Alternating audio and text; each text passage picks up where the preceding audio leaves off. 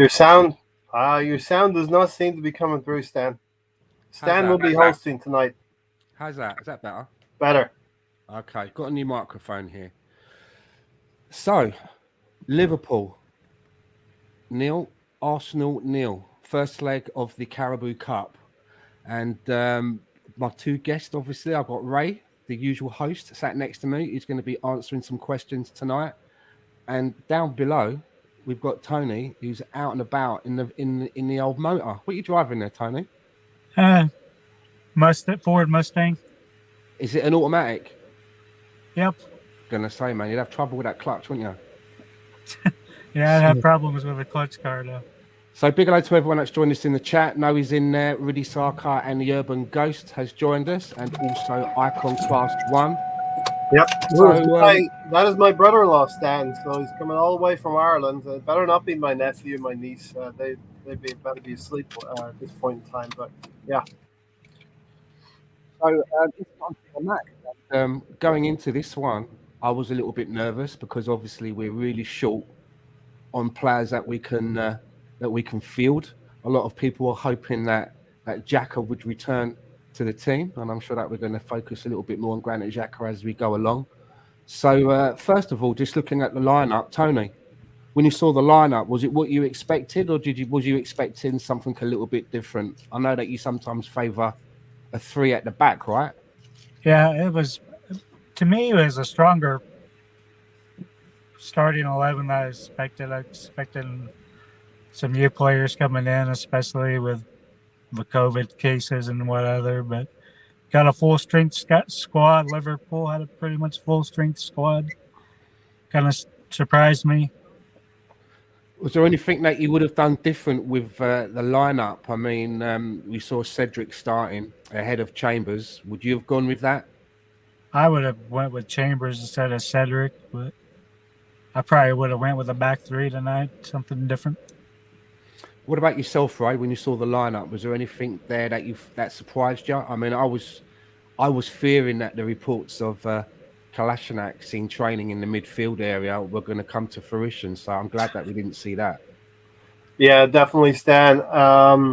Rumors of Kolasinac. I mean, I'm old enough to remember David O'Leary playing an FA Cup game in midfield as well. How did it go? How did that go? 3-0. But we had Ian Wright in the team at the time, so that business took care of business. David O'Leary always safe at the back. But to answer your question, looking at Liverpool first, I thought Jurgen Klopp picked a very, very strong team. He's probably kicking himself a little bit because maybe they didn't have enough training. Allison, Trent, Alexander, and other players like that. But the midfield, from listening to some Liverpool podcasts in the last couple of hours, they thought it was a safe choice of Henderson, Milner, and Fabinho with no creativity in there. But I still thought Liverpool had enough to take it maybe by a goal tonight. And great performance from us. And like Tony, I probably would have went with Chambers in midfield, Granit Xhaka, not Chambers in midfield, Chambers at right back instead of Cedric. Granit Xhaka, Lokonga. Oh, he's off. The old Bill. It's the old Bill. Get out there, Tony. So listen, a great result. And listen, I'm just delighted that we have an extra point now in the league, and we've gone above West Ham with that 0-0 draw. Yeah. Was you surprised to see Ramsdale coming in instead of Leno for a cup game? I wouldn't have been surprised to see Leno in there because of the old mantra. The second goalkeeper gets to play in the cups, and if it had been Arsene Wenger, I think he would have held true to that and kept Bernd Leno in there. But Ramsdale just adds a little bit more assurance to our whole team, and I thought. How did you think he played tonight, Ramsdale? Couple of situations he didn't deal with very, very well. There was one. He was a little bit skittish tonight, wasn't he? A little bit skittish, but maybe coming from that 4-0 defeat up at Anfield earlier in the season, he needed to he was definitely concentrated though today. I thought. Situation with Henderson in the first half where Henderson closed him down. Uh, we have to understand Ramsdale's a young goalkeeper, and the podcast I was telling you about, Fozcast, everyone should check that out. Mm. He did say that they are tasked, the goalkeeper is tasked with drawing the attackers in close, but I think he didn't get this one out of his feet quickly enough. Henderson closed him down. It could have went wrong. But listen, we got away with the 0-0 draw. Yeah, I think we were. I think Ramsdale was quite lucky to come out of that all right. It could have been a scary moment there, and there wasn't really that much going on earlier on in the first half for me. They had a lot of corners. I felt a lot of corners for Liverpool, and they did have us hem back for a while. But then on 10 minutes, there was our first change. I saw one of our physios rubbing something into the belly of Cedric, and a little after that, he was off. Yeah, yeah. Do you know Probably what? a hip injury. One of those muscle strains that you get. He seemed a little bit obviously disappointed about it, and I think Stan. I think from the FA Cup, a lot of our players had one eye on this prestigious semi-final against Liverpool, and not making excuses for Sunday, but we weren't at the races on Sunday, and today I think we were more concentrated with a stronger team as well. Gabriel, White in there, and Kieran Tierney. Okay. And Tony, what did you think of the situation with Cedric and Chambers coming on? Did that bring a smile to your face? I didn't hear you there. I tell you what, Tony, we'll come back to you right when you're parked up. Yeah. So Ray's going to stick you on mute for a little while. I'll be Right? back here in a minute. So Stan, you were talking about the first 10 minutes, and I thought we put together 3 tackles in the first 10 minutes. There was one where Martinelli ran right into Virgil van Dijk. I think we were making some statements there. Lacazette on Fabinho right after that. And then, of course, Gabriel, that tough tackle on Minamino, which led up to the Henderson closing down on Ramsdale. So I thought we were definitely there to, not sit back. The impetus the message probably was not to be static, not to sit back and let Liverpool press us to death.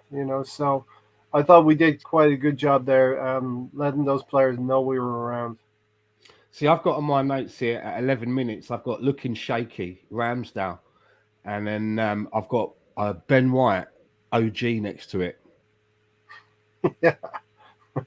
So I thought it was a little bit shaky around that time. And they seem to be getting like one corner after another.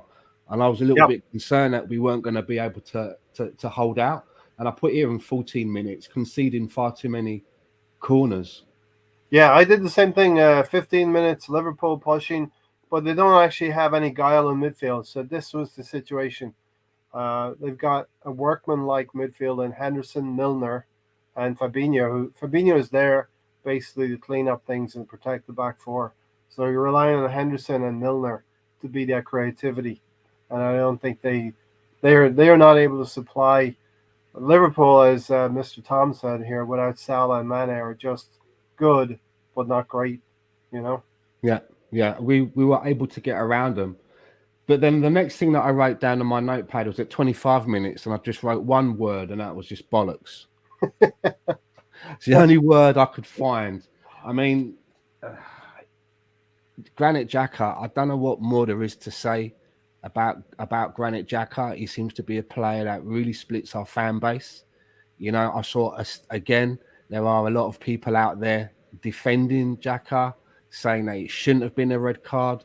But for me, he's always around, right? He's always involved in it, and if a lot of people are saying that, well, he's a marked man, what's the alternative? That we sack every single referee in England and we hire referees that have never seen Granit Xhaka before so that he can play in the Premier League? Or do we get rid of the marked man? So tell me a little bit about your thoughts on what unfolded there with Granit Xhaka, what you saw, what you thought at the time, and perhaps looking back now on reflection, how you feel about it now. Yeah, as Mr. Thomas said here, Tony, give me motion sickness with his wild camera work. And Mr. Tom, of course, our resident Leeds United supporter. So welcome in, Mr. Tom. Um, and talking about Leeds, we've seen Granit Xhaka do this. Walk that line, Stan and Tony, against Leeds, against Norwich. All these games leading up to, ever since he's come back in that Everton game, he's rolled back out against Everton, rolled back out against Liverpool today. Desperately needed him. We have failed to plan really for the situation in January here. We're in a transfer window. I'm sure we might get into a little bit of transfer talk a little bit later. But we were desperately needing Granit Xhaka to pass the test and come back to us. And but he's that player, Stan. He always seems to find problems. He's that kid that's always pulling something out of the cupboards. He's got the sugar on the floor. He's making a mess. But obviously, he said recently he was the more responsible of his of the two siblings in the Xhaka household. Jesus. But yeah, that's what he said anyway. But the other one must be a complete lunatic then.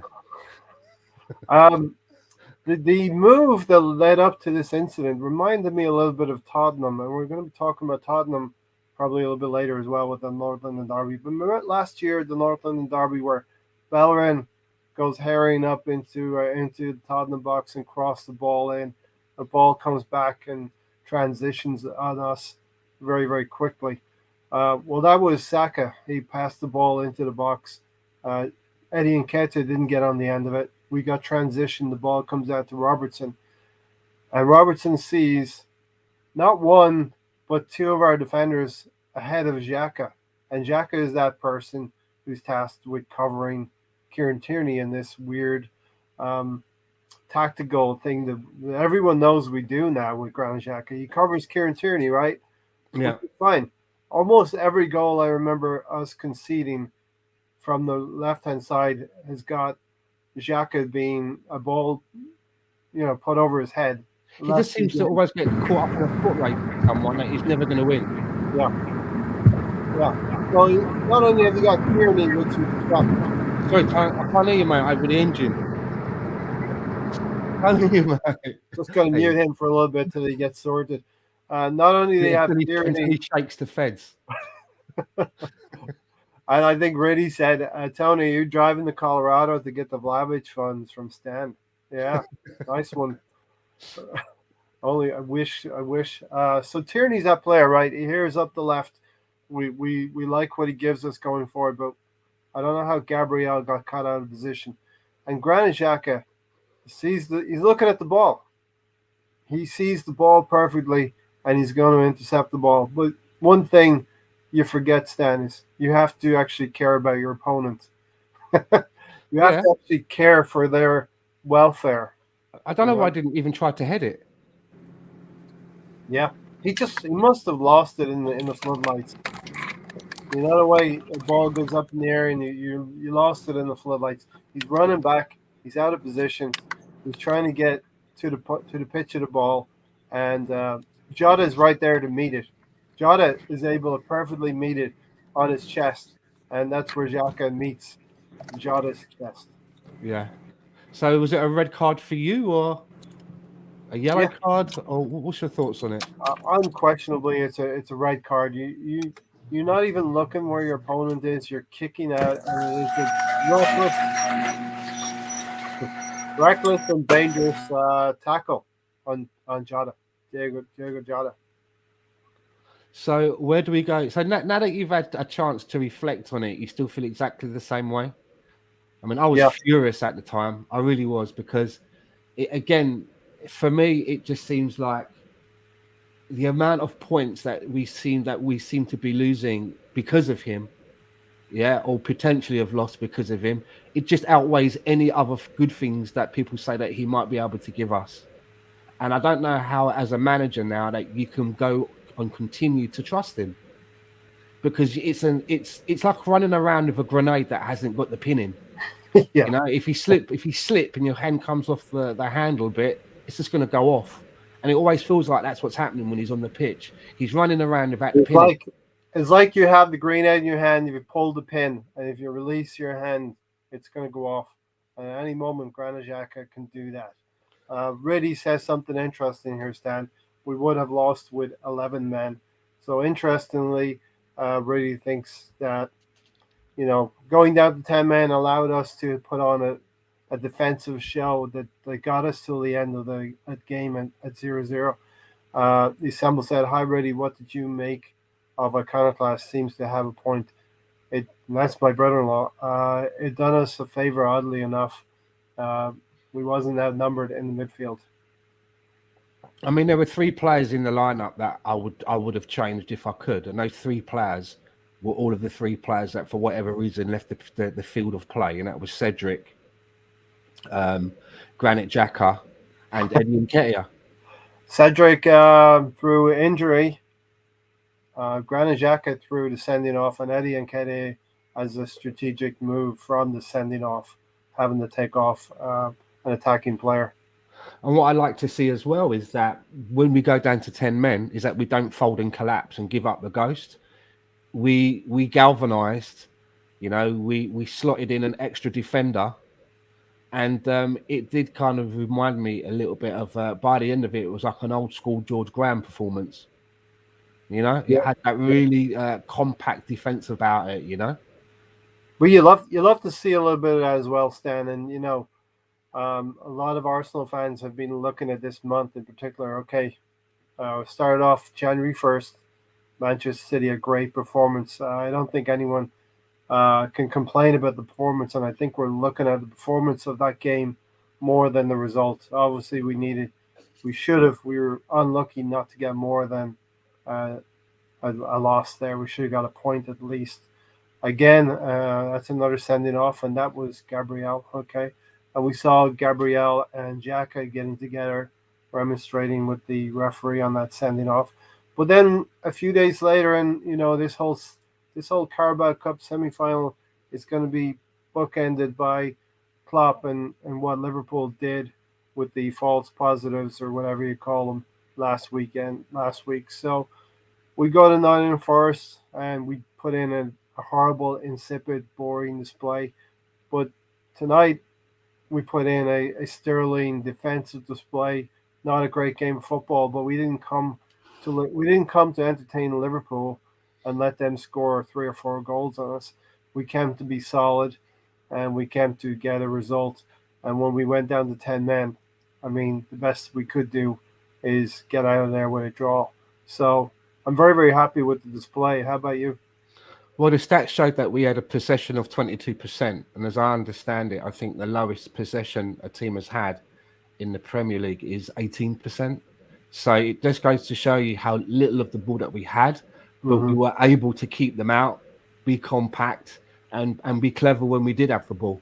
So I thought it was, again, it's almost like a mirror of the Man City game, where we've gone up now against two of the biggest teams in this league. And we've been a little bit undone and unbalanced with the amount of men that we've got on the pitch, but we've still been able to give a good account of ourselves. Yeah, you have to take something from that, because there's a lot of teams out there that go up against these 2 teams with 11 men and they get absolutely trounced. Whether they write the games off before they come out of the tunnel, or they just can't, or they just use the wrong tactics. I think there's a lot to be taken from both performances, and let's hope we can build on that. And you know what, Stan, a lot of Liverpool fans will point, rightly so, to their players that are AFCON. But, we have a couple of decent players that are at AFCON as well, particularly Thomas Partey. Now, you could argue Aubameyang and Pepe are not first choice players for Arsenal, but when we're scratching around for youth players, Charlie Patino in the FA Cup, we could have used not Partey, but Pepe, and maybe even Aubameyang coming back into the fold. Well, there's about 3 names on the bench that probably wouldn't have been there. Hutchinson, was it Bareth, and someone else? There's 3 people on there and even there's a shout that Charlie Patino as well. So that's 4 players that he's made it in. So that's an argument there that there's 4 players on the bench that you probably wouldn't have seen had we had everybody here. But we get on and we go about our business. Whereas Liverpool, it's all favours, isn't it? And I have to think that having Rick Parry as part of the EFL executive board, who, as said, I don't know if everybody knows that Rick Parry was an executive at Liverpool for years and years and years, and obviously has a big allegiance there. Don't tell me that didn't have anything to do with it, you know? Like a favour for a favour, the old back scratch. Look, I'm happy in the end that we played the game stand and we didn't move to maybe get this game cancelled. And I still would have that viewpoint tonight if we lost 2 or 3-0, that we didn't move, because we have to move on. We've got a Northern derby. We've got obviously the second leg coming up of this, and going into February we've got Chelsea. So, why do we always keep talking about first and second legs, Ray? Because of you, and we need to get some funds for you. So Tony, right now that you've managed to shake the feds and get back to the ranch after the Fast and Furious, what was your thoughts on Granit Xhaka? Maybe in general, what you saw today of the actual foul, whether you thought it was a straight red or a yellow, and what you think now that you've had a little bit of time to reflect. Well, I'll keep it clean and say he's a C word. Yeah, he's always a red card waiting to happen. He did a WWE type of kick in the air. Last man, clearly a red card. I can't believe it was like he was trying to do one of them. Was it Finn Balor Pele kicks or whatever it is? That's what it looked like. I mean, I can't believe any Arsenal fan was doubting that was a red card or saying it was a soft red. It's a straight red. He should have been off. And when he comes back, he'll be straightening the team like he does every time when he screws up. It's just what we have to put up with. Until we get a couple of midfielders, And the midfielders we're looking at, Harder, is it any better than Xhaka? So anyway, Tony, and I'll let Stan carry on here, but go on. Xhaka. Go on. Just carry on a little bit about Xhaka. I mean, where do we go from here now? I mean, what was it, 12 to 40 million euros or something like that? Was it that we turned down from Roma? Yeah. Because apparently they told us that wasn't enough. I mean, that's looking like a good deal now. Yeah, Mr. Tom says I think Arsenal should give Roma 10 million to take Xhaka off their hands. Mate, I'd take a pot noodle off of Roma and a packet of Monster Munch for them to take Xhaka off of our hands at the moment. I mean, I just think that when you balance up the games and the points and the situations that he's put us in, and it's never in a game where it's like a dead rubber and we can afford it. It's never in a game where we're winning 4-0 and there's 10 minutes to go and then he has a brain fart. It's always when it's something that's going on and it matters. And I just think it's time. I just think it's time now for us to, as quickly as we can, find a replacement for him. Because if I was the manager, I mean, I'd be getting heart attacks, mate, every time the ball goes near him. Because, as I said, it's like running. It's like having a grenade without a pin in. It's only a matter of time. Yeah, it's 3 of them in a year for him. 13 for every team under Arteta, under 2 years, which is just insane amount of red cards. He doesn't discipline the players that do it. He puts them right back out there. And a lot of the red cards that he has, they're straight reds as well. I don't think he's got any double yellows. He's got loads of yellows, and he's not got. I don't think he's ever had a double yellow which led to a red. They've all been straight reds. So as I understand it now, he's been booked not for violent conduct. He's been booked apparently for obstructing a goal chance opportunity. So as I understand it, he's going to miss 2 games, not 4. So he's going to miss one game for getting a red card, and then the other game because it's his second straight red. So he's out for the next 2 games. So the North London derby, obviously, that's the big one. But I mean, I'm at the stage now where I'm like, I know that a lot of people say that, well, he's the best that we have, so we have to play him. But I'm at the stage where I'm like, I don't want him to play anymore now, because I'd rather have someone playing who's considered not as good, that can get the minutes and maybe try and improve. And Stan, we shouldn't be in a position where he is the best that we have right now. Uh, we did some great business in midfield, a little bit in Lakonga and Erdegaard, but we didn't get that central, a mature, good central midfielder, and we put a lot more money in defense and goalkeeper, of course. But Granit Xhaka and Partey, as Edu said at the start of the season, they're our recognized number one midfielders, and it's got to be a situation either in this month or in the summer where we pick up a few more midfielders that makes Granit Xhaka either want to move on and not want to sit on the bench, or actually sit on the bench for large parts of next season. Is a guy from Juventus we're trying to get any better than Zaka? No, Mello, they're about the same stats. Is that Arta? Arthur Yeah. Mello. He's no better. I mean, he gives us depth, but it's I'm no really- Is he improvement in quality. going to lose us points by not being on the pitch or giving away stupid penalties or anything like that? That's the main problem here. Do you know what I mean? It's not necessarily the quality. Yes, we could upgrade, because if Xhaka's going to be the one that has to come racing back all the time to cut off defenders, we need someone else, because he can't do that. He hasn't got the legs for it, which leads to him pulling players down and doing stupid daft things to stop them in their tracks. So if Arta can run faster than Xhaka, then it's an upgrade. So Dan, what is the panic? What is the distress button that Granit Xhaka activates every few games? And you see flashes of it in most games, but he can get away with some things and not others. You know what I mean? People just get past him all the time, and he worries about that when he's on the back foot or someone's coming towards him. It's a little bit like Mustafi. When Mustafi went in for tackles, he couldn't go for tackles by staying on his feet. His version of tackling was always a sliding in on his ass a lot of the time. And Xhaka has a similar problem that, for whatever reason, he finds it difficult to place tackles. His first go-to is to obstruct a player so they can't get past him physically, rather than trying to tackle and take the ball off of their toes and move off with the ball. His is just to stop them by any means. And Is that where he feels a sense of responsibility, Stan? He's the eldest. He's one of the eldest in the team. He feels that responsibility, and he doesn't want to be seen or shown up by any players on the pitch. So you shall not get past me, no matter what, come hell or high water. And Jota had a lot to do. If Xhaka does not make that kick, Jota still has to control that on his chest. I saw people saying that Ramsdale should have come and claimed the ball. I don't think there's any way Ramsdale could have come 10 yards outside of his box to come and claim the ball. But in the same breath, Jota had a lot to do there in that sequence. And Xhaka lets it play out. We may get away with it, and we may have 11 players on the field. That reminds me of one that Luis had last year. There was a lot of work left to be done, but he still hooked the player.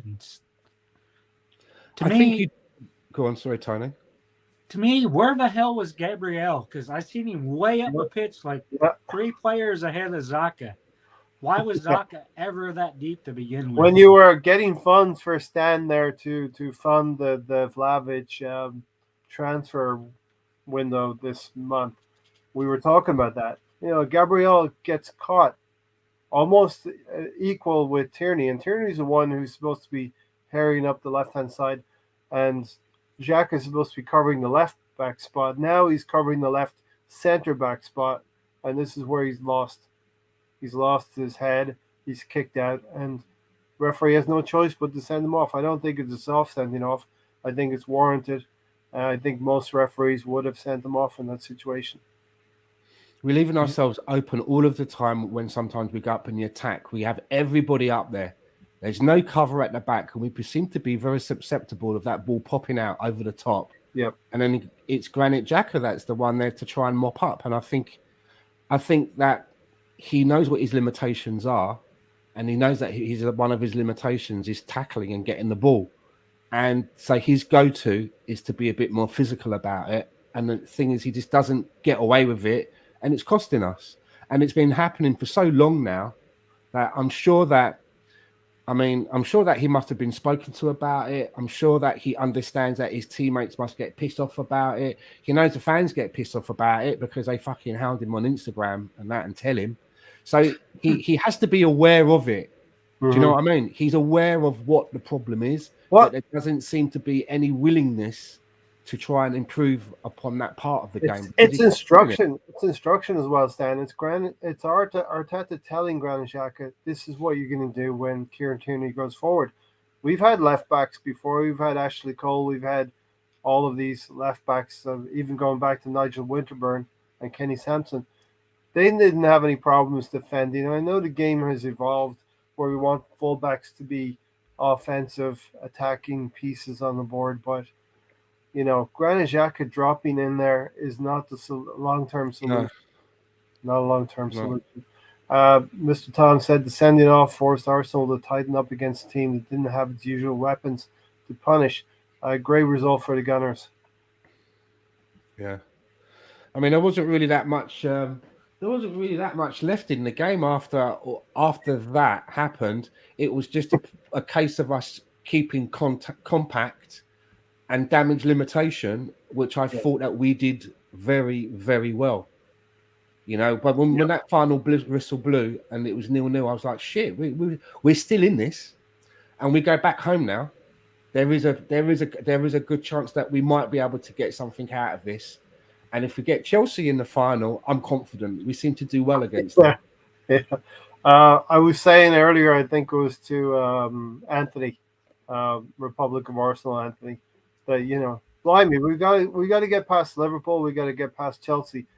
I've accepted it's a hell of a task to beat those two teams to get through and win this piece of silverware. So let's just concentrate on the North London Derby. And Tottenham are not Liverpool, they're not Chelsea.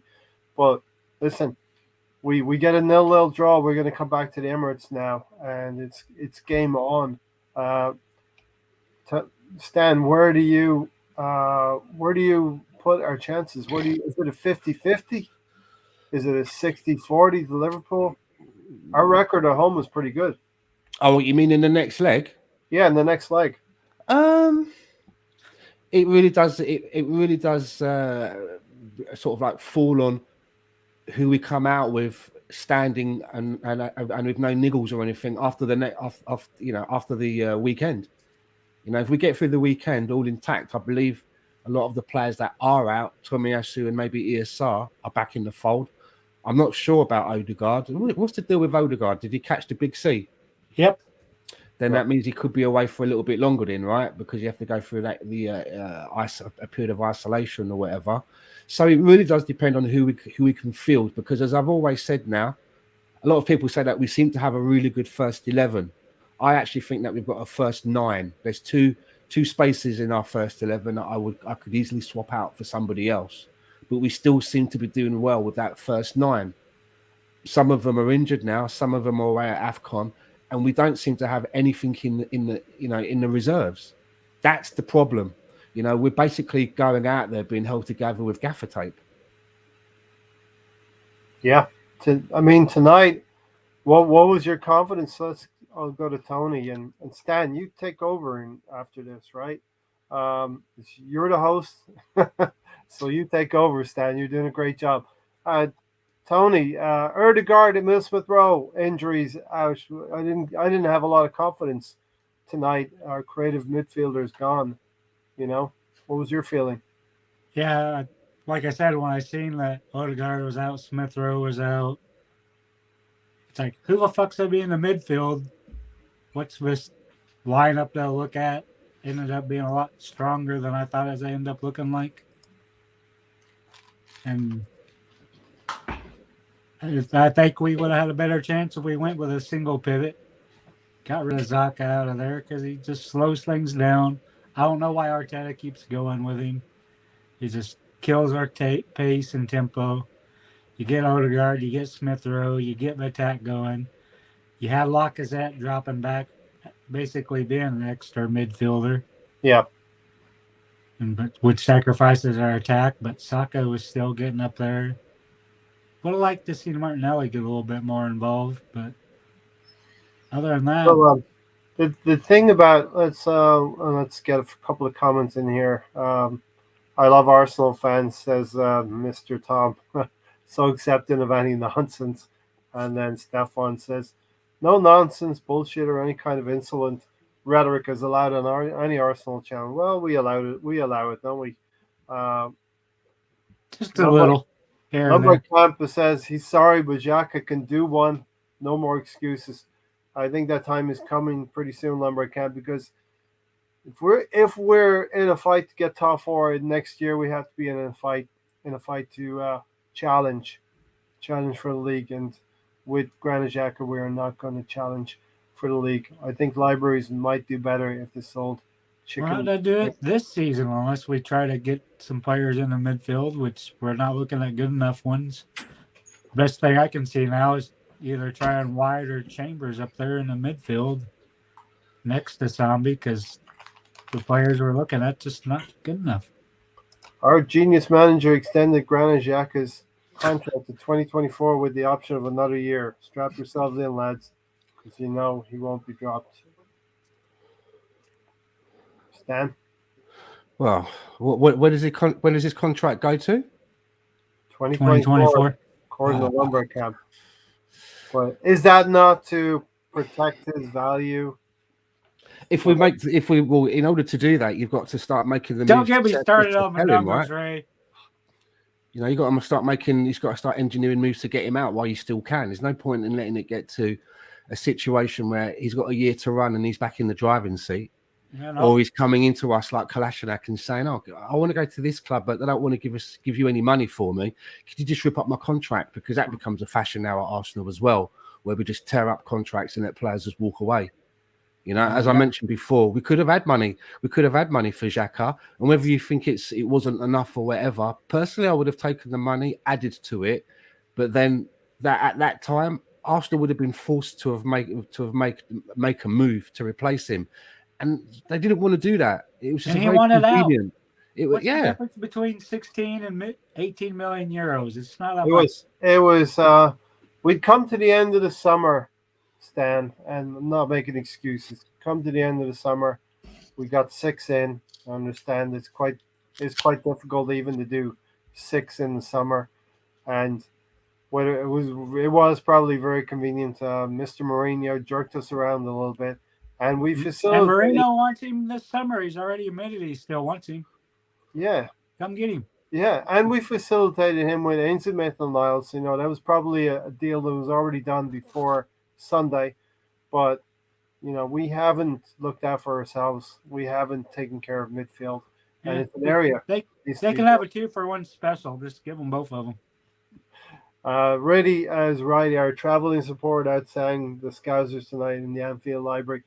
Because Liverpool turned up and they thought they were going to steamroll us. And I'm quite happy that we're starting to stand up and be a team that they're starting to worry about. When you get grief from rival fans, when you get grief from rival podcasts, you know maybe you're starting to do something. You're not just being bantered. You're starting to do some things right, you know. To me, one of the best things about the game was at the end of it. I don't think there's one Arsenal player left with a shirt. Gave them all to the away fans. Took them a little while to do it, but I don't remember. I didn't see that. Yeah, almost every single one. It started with it was White, then it was Tierney, then there's 3 or 4 other players. Nice gesture. Very much lovely squad. Yeah, brilliant. So we're kind of like rolling in now to like replacements and transfer gossip. And who do you want to talk about first in the transfer market? There's a few names, isn't there? Well, the elephant in the room, right, Stan? The large elephant in the room that we keep on. The Vlasic pickle. The big purple elephant from Fiorentina. Yeah. What do you think's going to happen now? Do you hold out any hope that this guy's going to come in? Do you want him to come in? Is the money that's being touted about that would make up the package, which is what is it? It's 300 before tax, which means in the United Kingdom that he'd actually be getting 50% of that. So that's I think that's usually what they do now is they take into the account of what the tax is and then they leave you what they think of what the sum would be that you get paid. So he's going to be walking away every week with 150. Yeah, I What do you heard guys think? 150 or 160 is what I heard before the 350 or whatever it was. Are you happy that we're going for this guy, Tony? I I think he's a young, talented guy. I think that's kind of where we need to move. I would have went with Martinez from Inter this summer because he was 23. I think he's a little bit better player, but little Vlasic pickle here, as I'll call him, little Vlasic. I think he's a good player. I know you're not super hung up on him, but he's been scoring a lot. 2 years, he's been scoring. Do you think 50 it's? Do some. do you think it's worth the 70 million euros that it could end up being? I mean, we're getting Yeah, back into Nicolas Pepe territory, right? That means it would just be a couple of mil light of being a record signing. yeah, 60 to 70 million euros is a lot, but I think we need to take the gamble. We don't have the strikers. Eddie isn't good enough. So you Balogun's think it's gone worth now. the gamble? I think he's worth the gamble. What do you think, Ray? Do you think he's worth the gamble, or do you think we could be spending the money on something which is more of a sure thing? Because I personally think that between this January and next January, we've got 4 strikers on our books, 3 of which have got a foot out of the door for good. One's going on loan. So between now and January, I think it's fair to say that we would need to have at least another 3 strikers into the fold, right? Yeah. So if you buy someone like a Vlahovic on that much money, the other 2 that you bring in, what sort of quality then do you bring in? You know, Vlahovic can't play every single game in all competitions. What's your thoughts on? So I'm going to go a little bit opposite, Tony. First of all, Imagine that, Ray. no, we do agree on some things at times. First of all, you're right, Stan. Eddie Nketiah, Aubameyang seems to be out the door, and are you talking about Balogun on loan? Yeah, he's gone now, and he's gone. He's at Middlesbrough, right? He's gone on loan. So listen, I could fight you maybe for 2 strikers here. You're So, what talking you think? Balogun comes back in the summer and stays? he may not come back in the summer, but he may. How long was the loan for? Was it 6 months to this summer, or Yeah, was it? it's probably 6 till the months. end of the season.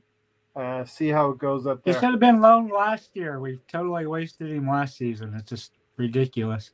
Seems like it, doesn't it? I mean, you'd think that the amount of minutes that Eddie Nketiah has had since last year, and none of those minutes have been fed to Balogun for whatever reason. I would have personally thought that if you've got a player that doesn't want to sign a contract and wants to go, even if you think his quality is better than the next guy, then surely though you start thinking, well, let's give the minutes to the next guy and start. But Stan, as much as I hate to say this, because I think long-term Balogun is going to be a much better prospect than Nketiah, you have to admit Eddie is 2 or 3 years ahead of Balogun right now, at least 18 months ahead of him. He's had a lot more development, as Mr. Tom will tell you. He's had It's that. because we didn't play many last year. It's ridiculous. We totally wasted a year of his career. He's been which is playing probably on 2 years. He's been playing under 23s and excelling. It's probably too good for him. And we found maybe he's wasted the last 6 months. Maybe he hasn't. But, now he's going to go on loan. He's going to learn in the championship at Middlesbrough. And he's gone to a team. They're sitting right about where Nottingham Forest are in the championship. And he's going to be put under some pressure. And he's going to be put under some physical challenges. Yeah, but that should have happened 18 months ago. We totally wasted him last season. Yeah. But, so if we all agree that we need to bring in 3 strikers between now and this window and next January, who would be the 3 that you would bring in? Well, I've got 2 for you, and I'm not really interested in Vlahovic because I do think I've seen these quotes of 300,000, and you've since said it's about 150 after the tax. Yeah, it's about half of that. So that's widely different, and it needles the fan base because they don't maybe understand what the real value of money is going to be earning. But I do think we have Saka, we have Emile Smith-Rowe, they're on nowhere near that amount of money. I think bringing, albeit a superstar player who could develop into the next level, because that's where Arsenal need to be. They can't go after Erling Haaland they can't spend all that money on proven talent. So We can. we can, but we're not in that realm. So we have to find We have the it. We have his international teammate in Odegaard. Erdegaard. We have to find diamonds in the rough, and who's to say he's not? But I'm a little bit put off by the agent. First of all, not being interested. Vlahovic not seeming to be interested. I think We he's have, interested. I think it's just mostly agent speak. seems like we have to keep going back to the well though, and sweetening the deal a little bit more, or maybe talking to the player. But So Vlahovic could say something positive, couldn't he? He's had opportunities to say something positive. He could even lie and say, "Oh yeah, I've always loved Arsenal, even since I was a little kid." He could come out of the usual, trot out the usual tropes, but he's not saying anything at all, which put a shirt on. worries me. Put an Arsenal shirt on. An old Arsenal shirt. I don't like the idea of having to really entice this player. Yeah. Especially after, Mikel Arteta, when he first came in and was talking about players that, he said that if you have to really overly convince a player to come, that it makes him slightly concerned. And it seems that that's happening with this guy. And is he only going to be looking at us as a stepping stone? And the thing is as well, like you mentioned, the next transfer negotiations of Saka and ESR will be the big ones. And they're going to look to Vlahovic, and they're probably going to use that as a starting point.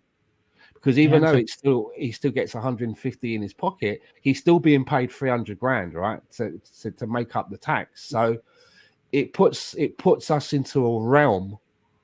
The other thing that pisses me off as well is when they say things like, because of the Champions League, it might not come. I want to see a player that's like, I'm coming to you, and I'm going to propel you into the Champions League. I want to see a player with that kind of an attitude. Yeah, they want to sit back nowadays, Stan. They want to wait and have things come into their laps, But talking about Balogun, Chris Wilder is the manager at Borough, and he didn't help that Liverpool kid who went to Sheffield United. He didn't play him at all. They spent like 20 million. What was his name, Tony? Oh, yeah. I can't remember his name. Brewster. Ryan Brewster. Came to Sheffield United, 20 million, and Chris Wilder was not interested in playing him at all. So I do. Did Chris Wilder buy him, or was he give it to him? The club bought him and said, "Yeah, I use this guy." Was it one of those? Yeah. Either way, I mean, you're a manager. You have assets there, and you got to use them. Not if you're a stubborn fucker. Well, Antonio Conte was. I think he's quoted as saying, "I'm the coach. I don't identify the players. I just try to get the best out of them." And we have to have a little, in the light of our 0-0 draw at Anfield, which is a good result. We have to have a little giggle about Tottenham. I think last night out of the semi-final, and Harry Kane denied 2 penalties and a goal. Lovely stuff, right? Can I tell you though that who I would bring in between now and January? This striker thing that I was, because I do have a plan. I've got 2 names, and I bet they're probably going to be the similar ones to what you have. Oh, go on then. Tell it yours. Jonathan David at Lille. Yeah. I think we have already got that relationship. Pepe didn't go so well, but Gabriel, mega legs, as you say, Stan, doing quite well for us tonight. So we've got that relationship with Lille. I don't think he wants to move until the summertime, but money talks in this game. We could get Jonathan David. The other one is Isaac. Erdegaard has played with him at Real Sociedad. Europa League level football that they're having right now at Sociedad, and we are on the cusp of, dare I say, Champions League or definitely Europa League. What about Declan Rice or any of the other? Talking about strikers for now, but I'm really open in any midfielders. If we get Arthur Melo on loan, I think that'll do us. We only need to get through a couple more weeks till Partey gets back. Does he improve us any though, Ray? He's better than Xhaka, right? Not on stats wise. He's about dead even with him. I don't know a whole lot about Melo, so I would lean towards what you're saying there. Yeah, I was looking at his stats yesterday, and they're almost dead even with assists and creations and all that. It's just Mr. Thomas. Pretty much. But like Stan said, the main thing, Is he faster than Zaka? I think a turtle is faster than Zaka, but So yeah, I'm definitely Isaac. He looks like a scorer of great goals, not a great goal scorer, but he's somebody who we probably could hone in on. And I think if you compliment him with Jonathan David, I think he's a poacher, Stan, and Yeah. he can hold up the ball. Okay. What have you got? So I've gone for 3, and you look at Lacazette and you look at Aubameyang as the senior ones in the ones that we've got, and if we're going to lose 3 of the strikers and Balogun's out on loan, someone that we need to bring in, I think, should be a senior-ish kind of player to help bed in any younger players that we might bring in who may come from other leagues.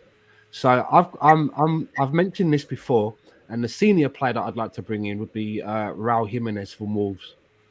And I think that with the kind of service that he'd have around him, I think he would score more goals with us than he does at Wolves. He's oven ready. He knows the league, and he's only earning at the moment around about 40,000 a week. 40,000 a week is the same as what we pay Eddie Nketiah. That's 2.3 million a year. And when you hear it said out loud like that, I think you can see what the disparity is. So bringing him in, give him a little bump in his wages, I think he'd consider it a step up. And then the next 2 that I would bring in is, like yourself, I'd bring in Jonathan David from Lille, who is he's 21, right? Jonathan David. Yeah. Yep. Right. Yeah. There's still a lot of development to be done there. But the other one that I would bring in, he kind of fits in the middle of Jonathan David and Raul Jimenez, is the more I look at this guy and sort of read up about him, is the guy from the Uruguayan from Benfica, Darwin Núñez, who so far this season I think has played 14 games and he's scored 13 goals and has 6 assists. And he's 23 years old. So he's a little bit older. Okay. Yeah, so you have a good spread there. You've got Raul Jimenez, which I would have on a 2-year contract, with looking to set the wheels in motion of getting him out after about 1.5. Start setting the wheels in motion, and you've got time for Jonathan David and Núñez to settle in, to have somebody of like Jimenez who knows the league to guide them, and those 2 can then to settle in. I'm not saying that Jimenez is going to be a 20-goal a season striker, but I think he's got enough to put in the kind of performances and put up the kind of numbers that Giroud used to put up.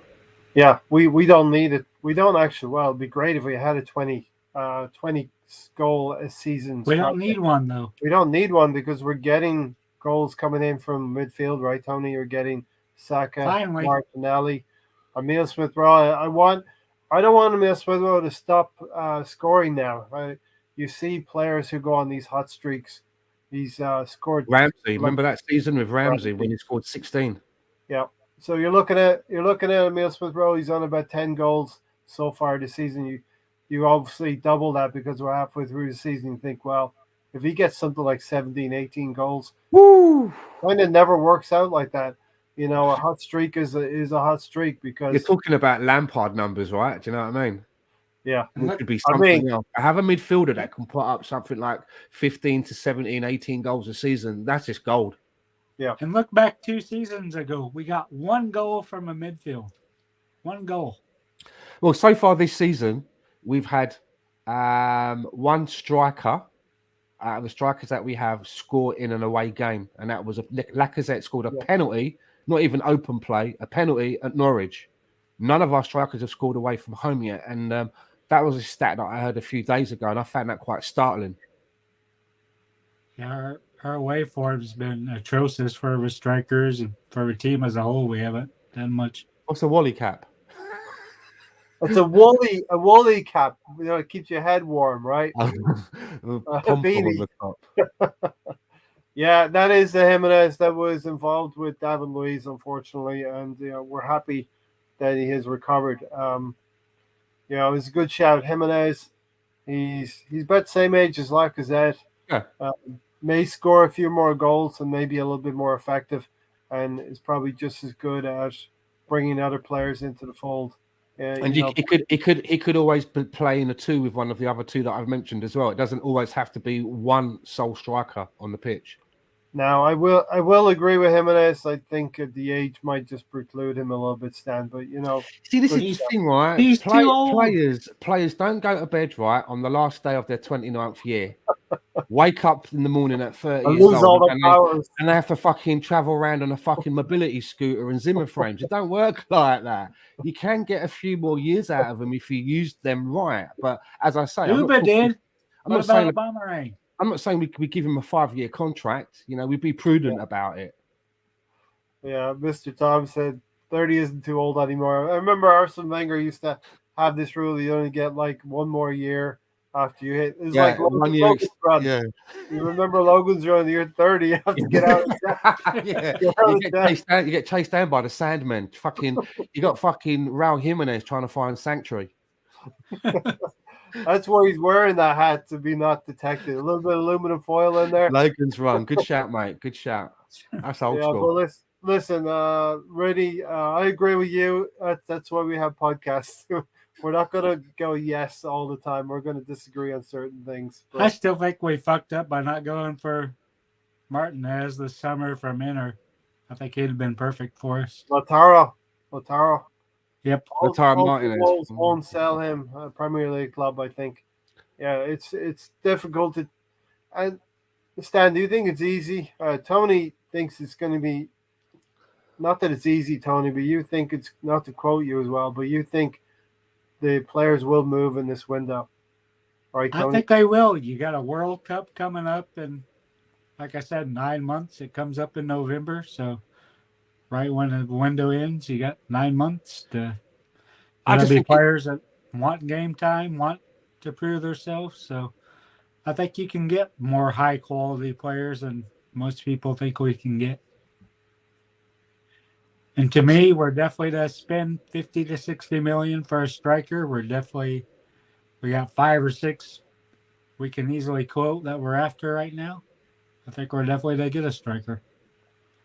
Whether it's the right one or not, to be a different story, but we're definitely to go for one. So, what do you think about that, Stan? Think I, it's going to be easy to get someone? well, we've had players. We've got some good names in January before, right? Wasn't Arshavin a January signing? I think also as well, Aubameyang was a January signing, right? Was Ozil a January signing? I think Ozil was a January signing as well, right at the last minute. So the deals can be done. And, as long as you've got a club, if you're interested in a player and the club says, yeah, you're free to talk to them, I want to see a player that's not like, oh, fuck, do I move in the middle? I want to see a player that's like, Arsenal's in for me. Fuck, yeah. My club said I can move. I don't care if I'm like vying for the golden boot in this league. I want to get to where it's at. I want to see a player that has that kind of an attitude and playing it safe and ums and ahs, and you got to keep offering them more money, and they're not too sure. The porridge has to be it's either too hot or it's too cold. Right. Porridge has got to be just right. I don't want any of that. I want someone that's like, fuck me, I want to play for Arsenal. Stan wants the balls out for Arsenal. And it sounds like Jonathan David. He kind of makes the right signs. He makes sure that he's photographed and seen in an Arsenal top walking through an airport or wherever he may be. Right? That's what you do. You don't have to fucking walk around with a sandwich board saying I want to play for Arsenal, but you can play it. You can play it a bit cute and make it known, right? Yeah, I agree. You're looking from the outside. You got talents like Saka, Emile Smith-Rowe, Erdegaard. What player in Europe, let alone the world, would not want to be a striker at the head of those players? I think it's an easy sell, but we just haven't went for the right player. You need someone that's going to have the balls to turn around and say, I know that we're not in Europe, but when I come, I will get you there. I will help you. I've got enough to help us and help the team to make it to that next step. That's what I want to see. I'd love to be that player. I'd love to have that responsibility to say, yeah, I'm going to be that guy. So especially when we're fucking fourth now. How hard is it to say, yeah, I'll keep you in fourth. I'll get you to the Champions League. It shouldn't be that hard for some player to come up and raise their hand. I'll do it for you.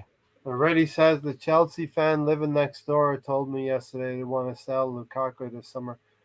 Stan, it sounds like you're describing a young, hungry striker who wants to make a name for himself and not use Arsenal, but be part of Arsenal to raise his profile for club and country.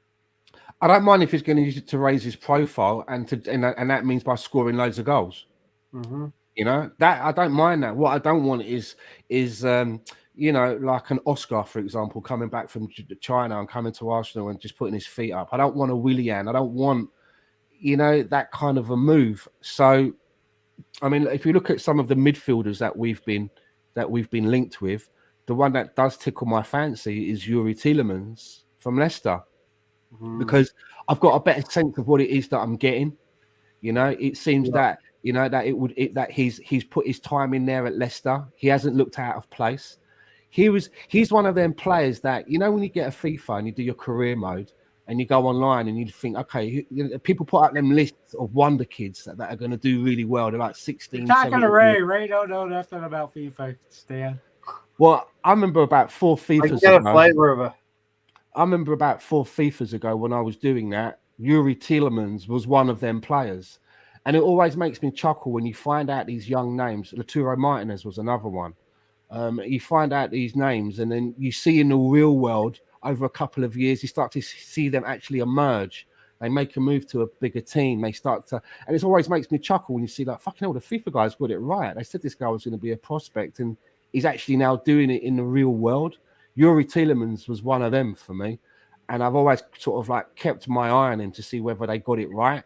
And I'd love to have him at Arsenal. I mean, I don't know if it's doable, but it's, again, for me, the right age profile. He's been in the league. He knows what it's all about. And he's got an eye for goal as well as a good tackle. So the sense is, the rumor is that, we've talked to his agent. He's been, or they've been to Colney maybe. But have they? Yeah, there's been some rumors to that effect, right, Tony? Yeah, there are rumors to that, but the most one seems Arthur right now. He's pretty much said he wants to go to Arsenal. His agents are a little bit more muddled about it. To me, he's not the right player. See, I remember Arthur getting a load of raves when he was at Barcelona. And then they brought him in for a lot of money, right? They brought him in for about 70 million euros, right? 68 million pounds, somewhere around that way. He's been a disappointment there. But what is it? I think it was Messi that said in an interview that it's like playing with another Xavi, which is quite high praise coming from Messi. And as I understood it, that he done well at Barcelona, but it's where he is now since he made that move, where his reputation and what everybody thought he was going to do hasn't quite lived up to it. But then again, if you look at Dennis Bergkamp, right, when he moved from Ajax to Italy, it didn't suit his game. The style of play that he was asked to play as a front number 9 striker, it didn't really suit him, And when he came to Arsenal, a lot of people were going like, "Oh, not so sure about this guy." So many examples. Thierry Henry had a difficult time at Juventus playing. He said he was playing striker, but maybe he was on the wing as well. He's on the wing most. Came to Arsenal, and Lee Dixon said it took him half the season to get going, but when he got going, there was no stopping him. Never stopped. Who else? Overmars had a suspected injury to one of his legs or his knee, wasn't it, or something? Knee. Well, he came to Arsenal. Didn't look like he had a dodgy knee after a little while. So you can have players stand who are in difficult positions in clubs that don't suit them, and a club can rescue them, and you don't look back. You know what I mean? So Juventus have a ton of midfielders, so maybe, who knows? And as Reddy said, we seem desperate to get Arthur in before Sunday. Yeah, he said he wants to come, so. I don't mind us rushing to bring someone in, as long as whoever that person is, as soon as we have a full complement again, isn't just discarded. They're someone that can still continue to fight for a first team place. I don't just want a piece of sellotape for a month and a half and then have this guy just hanging around doing fuck all. We remember who was the Scandinavian player? Kim Kallstrom. Kim Kallstrom. The guy that never played for us. Did he play one game? I don't think he played any. I don't know what it is, but when I think of the very first original Football Manager, I just immediately think of Kim Kallstrom. for some reason. I don't think Mr. he ever played, Ray. I don't think he ever. He scored a Erdegaard. penalty for us, didn't he? Did he? Yes, I didn't- yes. One penalty and that was it. He was gone. Erdegaard's dad had to give written permission for his boy to be a football manager because they generally don't put 14-year-olds in the game. Interesting. Mr. Tom bringing the facts here. Why wasn't all this planned before the new year in AFCON and before letting Ainsley Maitland-Niles go? We're always poor in succession planning, Stem. Why wasn't it playing in the summer? We needed midfielders in the summer. Yeah, I would have said to Roma, you let Willett go. I would have said to Roma, you can You have need A&M, but you got to midfielders. wait. You got to wait until it's convenient for us. You got to wait for Yep. a few days. Yeah. Paperwork can be done. The paperwork can wait. There wasn't. Was there like a time-sensitive stamp on the paperwork somewhere? Yeah, it's ridiculous. Jose, why are we bending over for Jose Mourinho? Yeah. It makes no gives sense me a at all. horrible mental image there, If I speak. You paid to that one, Ray. You paid. Don't want to bend over for Jose Mourinho. Yeah, you do, Ray. Respect. Who's the other guy that we were looking at in the midfielder as well, from Brazil, Danilo, that I saw as mentioned. Now, I don't know anything about him. He did look a little bit, just looking at the photograph that I saw, I remember thinking to myself that he looked a little bit slight. He looked a little bit lightweight to me. I know it. That dude's been good at picking these Brazilians, so I kind of have to give a little trust to him. Yeah, so far, apart from David Luiz, but yeah. Even David Luiz wasn't, he had his faults. He was never Granit Xhaka level. No, we should never have bought. Yeah, the problem with him we should was never have giving him bought David extra-year Luiz. contract. It's like just in a way, same manner that we should never have ever gone down that road with William Gallas. We should never have done it with David Luiz, man. David Luiz or Sylvester from Man U. We should never have done that either. Yeah. Well, now, come on. Sylvester is like a whole different level. David Luiz is like a little bit lower than that, okay? We won the FA Cup. I don't think we would have won the FA Cup without David Luiz in that semi-final against City. I don't want to be playing and fielding other teams' has-beens. I want to be selling our has-beens to other teams. That time is gone. We tried to retool a few years ago. We tried to retool that way. Ray, we just loaned out the player that made us go on the FA Cup. The Williams, bringing in the Williams, bringing in the Czechs, and bringing in, all the Chelsea cast off. The Williams were worse one. 32 million with his bonuses. So 32 Tony, million pounds for that. Do you know we used to call those guys last season? The sons of Arteta. Okay. We're left with one. I thought they were six. The shitbag seven.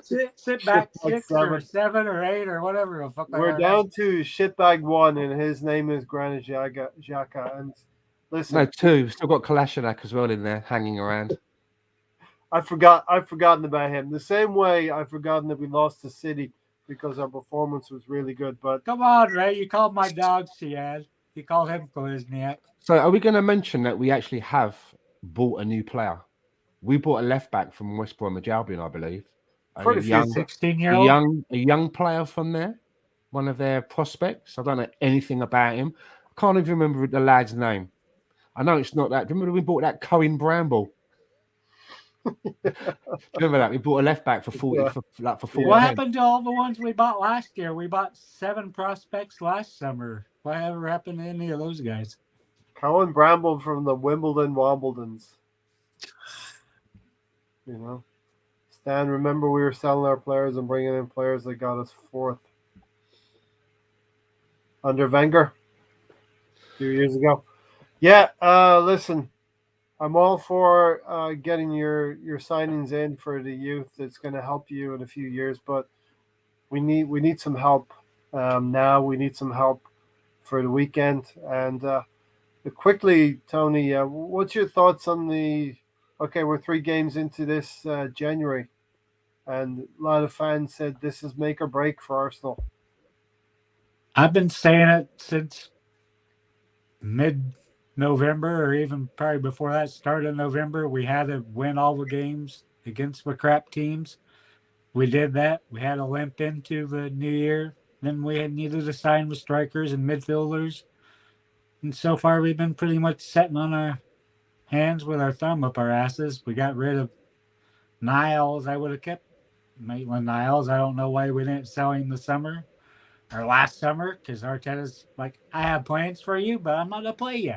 Didn't we do a favour though for him? Like he wanted to go, but then we kind of had a chat with him, and he stayed on for a little bit longer, and we're kind of honouring our part. However, I did have a chuckle when I found out that when he played his first game for fucking Jose, he played him at right back, the position that he didn't want to play for us. Yeah, he played it wing. He only wing back. said that once, though, Stan. The media kept bringing it up. He only said it once. He played wing back, which I think he wants to play midfield ultimately, but it's not right back. It gives him a little bit of license. This summer, he said he'd play anywhere for Arsenal. So I saw Arsenal fans, Tony, say that he had a good game. I didn't think he had a brilliant game. He played. Didn't they lose the first game 4-1 or something? I don't know. 4-3. Okay. Tammy Abrams for us, he looked great. So he's playing with Tammy Abrams and Chris Smalling. Is that going to make him any better playing with Chris Smalling at the back? I don't know. Probably not. Chris Smalling at fault for the lead goal as well. Apparently, West Brom are pissed we took their player. Roma's Zaka. Good to see Darren in here. Thanks for joining, Darren. Where are you? I'm no see, Darren. He's been busy, and I haven't he's seen back. Darren here in like come 2 back. Say no more. Say no more. Yeah, say no more. He's been busy. Been busy. Right? But great to see you, Darren. We'll hope to see you more and more often. Coming to Arsenal Fan Circle has got to be your New Year's resolution. We're to hunt him down if he doesn't. Come back here more often. Slap a like on the video and subscribe if you haven't. It is free, and you get great hosting from Stan the Man tonight. So I just see Rudy putting in the chat as well. What about Gabriel Barbosa from Flamenco? And I have to admit, Rudy, that's not one that I know. So I'm going to be looking him up once I've finished on here to see what he's all about. Someone came, it was about 2 weeks ago, and someone mentioned this Darwin Núñez to me that I'd never even heard of from Uruguay. Mm-hmm. But the numbers look really good. The numbers look really good. And and then since then, I did read that Newcastle are interested in him. And they're also interested in Jonathan David as well. I don't want us to get pipped by Newcastle for Jonathan David. Chris Wood and Jonathan David up front. Yeah. Right. They've just bought someone, didn't they? That's that Chris Wood, isn't it? Chris Wood from Burnley. That's right. I'm sure Sean Dyche is probably not happy about that.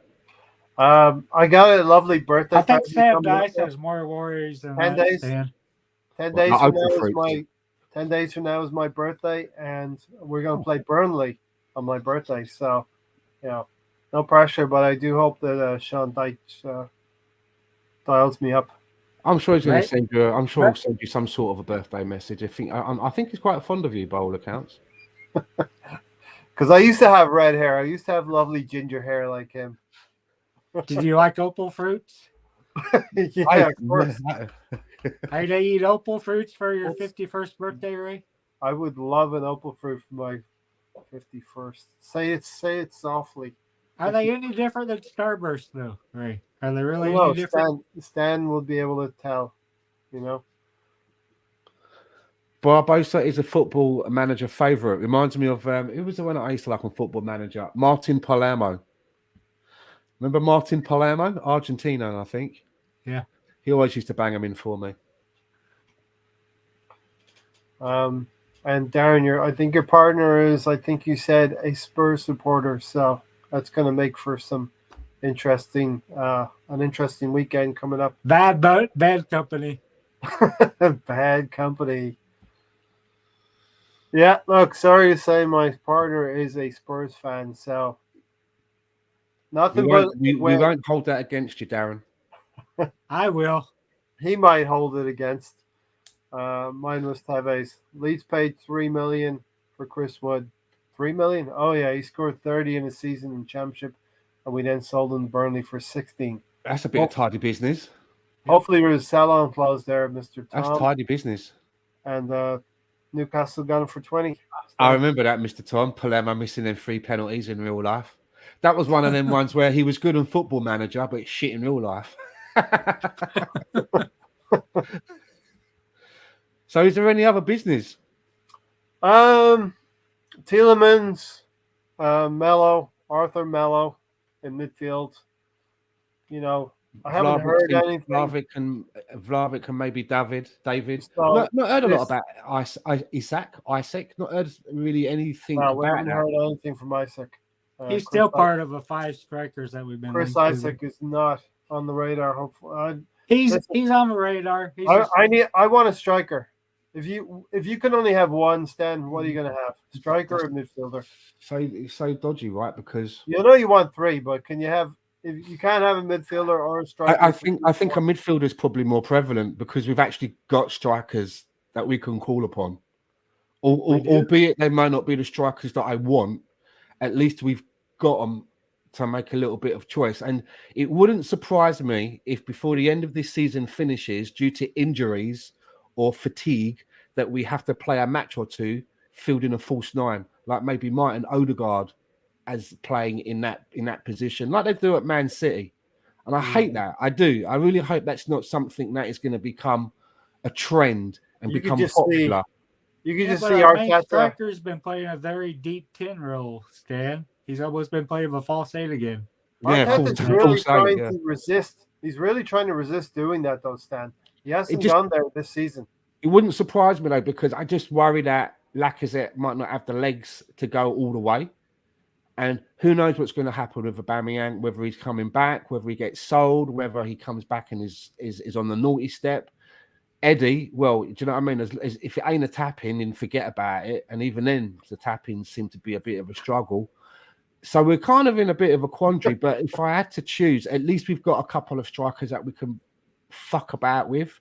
Midfield. Martinelli? Midfield can even, Martinelli could even slip in there if needs must. But midfield is the engine room.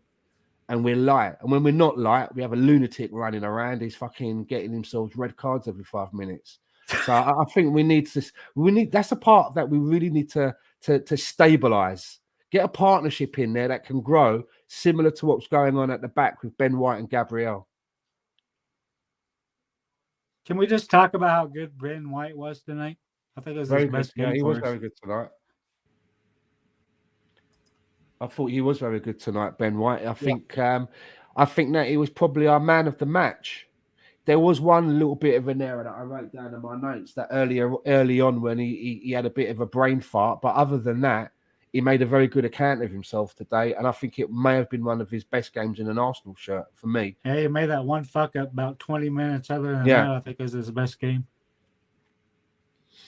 I got to be honest, I didn't think Spurs had fans in real life. I assumed their crowd were paid actors. And what footballer wants to go to Spurs, really? You know, you've got no possibility of winning anything ever. Tom, they've got Spider-Man in their empty trophy cabinet. Yeah, but the bad thing, Ray, when was the last time you finished ahead of him? Thanks, Mr. Tom, for joining us. Thanks for hanging in there, man. Listen. Ray. I want to, first of all, applaud people who come to watch at that hour, 3 a.m. in the morning, you know. Oh, can I just say as well, if you like your betting tips, then don't listen to Mr. Tom on Fridays during the happy. No, I'm joking. He does give some good betting tips up on the Lolo on the Stoop. The guys from Brooklyn, they did a happy hour show. Interesting. On Friday afternoon, and Mr. Tom always has a little segment on there where he gives out some betting tips. So if you like a bit of a flutter and you want to have a look, check him out over there. Yeah, and they're interesting combinations, right, Stan? And so it's like Granit Xhaka to get sent off with Arsenal drawing 0-0 and Liverpool don't get a shot on target. They're quite interesting builds. What's the odds on that? You know what I mean? Yeah. Pretty fucking good, Ray. Urban Ghost, 3 a.m. here. And listen, we love that you're staying here with us. But we understand if you're not staying here with us as well. Right? Ray, you might want to talk shit about Spurs, but what was the last time we finished above them? What season? 2017, maybe 2018. It's been a few years. It's longer than that. It was the last time Leicester won. Was the last time we finished above them. We've not had a St. Tottering day for quite a while now. Okay. That's not good. It's been 6 seasons now, Ray. Ways for too long. Well, it's got to be this season then, Tony. I'm also staying up for the cricket, starting at 4 a.m., says Riddy. So Fuck, who can watch cricket? Come on. Here's the situation then, Stan. We are 2 points ahead of Tottenham in the league. They have 2 games in hand. After we play them on Sunday, they will still have 2 games in hand on us. So we best be making it 5 points with 2 games in hand. Do you know what I think about that? Unless I'm going to speak into my new microphone. Tottenham get battered everywhere they go. So, Tottenham do get battered everywhere to go. So we're looking at Tottenham lose to Chelsea in the last week in quite hilarious circumstances. They were lucky to beat Watford in the last minute of extra time. I think Spurs have sent back their receipt, right? They're like, where the fuck is our new manager bounce? What's happening? Everyone gets a new manager bounce. Where's ours? Do you know what I mean? We didn't get one. We've been sold a fucking shit bill of goods here. What's happening? It's like you buy something and you automatically get a coupon that you're able to, we're going to overprice something, so we'll give you a coupon for £20 off. We didn't get our. And then it brings it back to the regular retail price. Or opening from Freddie or Attila. Or opening the Christmas present, seeing that you've got a remote control car, but your fucking parents forgot to buy batteries and the shops are shut. So you're just pushing it around on the carpet, going. Mr. Tom said he won a 10-1 bet on Saturday. Everton and Southampton draw their cup games. Not bad. My local sports shop, now I'm a gooner, they were panicking when I bought Spurs stuff. Who said it was for Christmas gifts only. I don't know. I don't know if you should be buying Spurs stuff, even if it's for a good cause, Darren. You know just what I mean? buy it online and don't tell anyone. Then it comes to you in a brown box. That's what fucking Amazon's for, right, Steve? Unlabeled. Exactly. What do you believe has been Arsenal's best performance of the season so far? So that's a good question. Tony, performance is the key word here. I don't know. To me, City was probably our best performance, but we didn't get a result of it. Tonight, I thought was a great performance from the team. Down 10, man. I think it's one of the best games of the season, but lately the players have been clicking. I thought this would happen with Liverpool and City earlier near the end of the year, but now we're doing it. Or I guess as Man United and Liverpool, we kind of dropped those games, but these young players are playing for each other. They're playing hard. They're outplaying for the manager. They're making up for his poor tactics. To me, we've been getting great performances last month and a half. And it is the assembled, so you have to read every word correctly, and you have to know it's a performance. It doesn't matter, Ray. He's a fucking redacted fucking 5 minutes later. Come on. Stan, what do you believe has been Arsenal's best performance of the season so far? Well, we've had some performances where we've literally like iced other teams, right? Like West Bromwich Albion, we just iced them. You know what I mean? But for me to see like, I don't want to say how much they've grown, but to see them really digging in the trenches for each other as a team, then I have to say Manchester City, and to some extent, even today, even though we didn't score any goals, what you see there is you think to yourselves, you watch them games and you think, just a couple of additions and we could maybe be walking away from these games with points on the board. And then you think to yourself, well, if we can walk away from games with points on the board playing these, then it should be good for us over the course of a whole season. That could make us contenders, could definitely get us back into the big table with the Champions League, right? So, you know, but we have to do it this window. We got to get the players in now. And I don't think that the Cronkies are going to have any problems giving out the money. They've not spent 150 million in the last window, all told on Mikel Arteta, just over 200 million, and then only do half the job. Surely they've got eyes. They can see what's happening. They can see how shorn we are in certain departments. And if they don't do anything to help the manager to plug these holes, then it was a waste of time spending that 150 million. Do you know what I mean? I It's think just there is no point. So I think that the money's there. I I actually think that's why believe. we're looking at 5 or 6 strikers now for. They know they have to spend the money there. Yeah. Well, So the onus then is, if the onus isn't on the funds because the funds are in place, the onus is on Edu and Ateta. The money's in place now. Now it's down to Ateta to identify the right, Edu to Ateta to identify the players, and then for Ateta to get on the old trumpet and fucking sell the wax project. lyrical, then sell the project. That's it. Which Yeah. was a little bit concerning for me when I did read one report a week ago about Vlahovic saying about how much he loves Conte. So you're thinking there, right? If it was a straight Yeah. sell, then maybe in that argument, Conte wins that battle because of the rep. You know what I'm saying? And he knows him from Italy as well and Inter Milan. So, this is a coach that he believes in. Maybe Arteta. You only have to look at Coutinho, right? He got sold by Gerrard because of the tie, and I still think that Coutinho is a good player, but I'm secretly glad that he didn't come to Arsenal. I just think that secretly glad, or are you glad, Stan? No, I'm fucking glad. I was elated actually. When I read the news, I was like, yes, to be fair. Because where's he going to play? He's going to come in, and for me, he's going to be taking up a space of ESR Odegaard. Yeah. Which we don't need. Or maybe out on the left, which could be a Martinelli. And I don't think those are the areas which we need surgery, especially at the cost that he's going to cost us, his personal wages and shit. So I was glad that didn't happen. So admit you're elated that he didn't come, Stan. Come on, don't say you were. Yeah, I just said I fucking went raw. I think we dodged a bullet there. Yeah, it would have caused a little bit of unrest, a little bit of unrest in the team, and it could have been another. Improved us any. It could have been another case though where we keep playing this guy and he's having stinkers, but we keep playing him for who he is, and then by then we're losing too many points. Do you like William we did with 2.0? Exactly. Yep. Cover. We need maybe a cover at right wing for Saka. We need a midfielder, and we definitely need a striker or 2 or 3.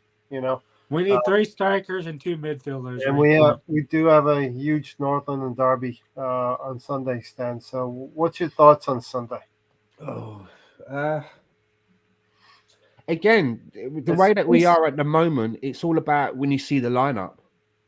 Do you know what I mean? Because there is a chance between now and then that we may even have a new shiny toy to play with as well. You never know. It sounds like they're trying to get something going. It might not be the shiny toy that we all want. Not the one I want. Could be a new addition. No Xhaka.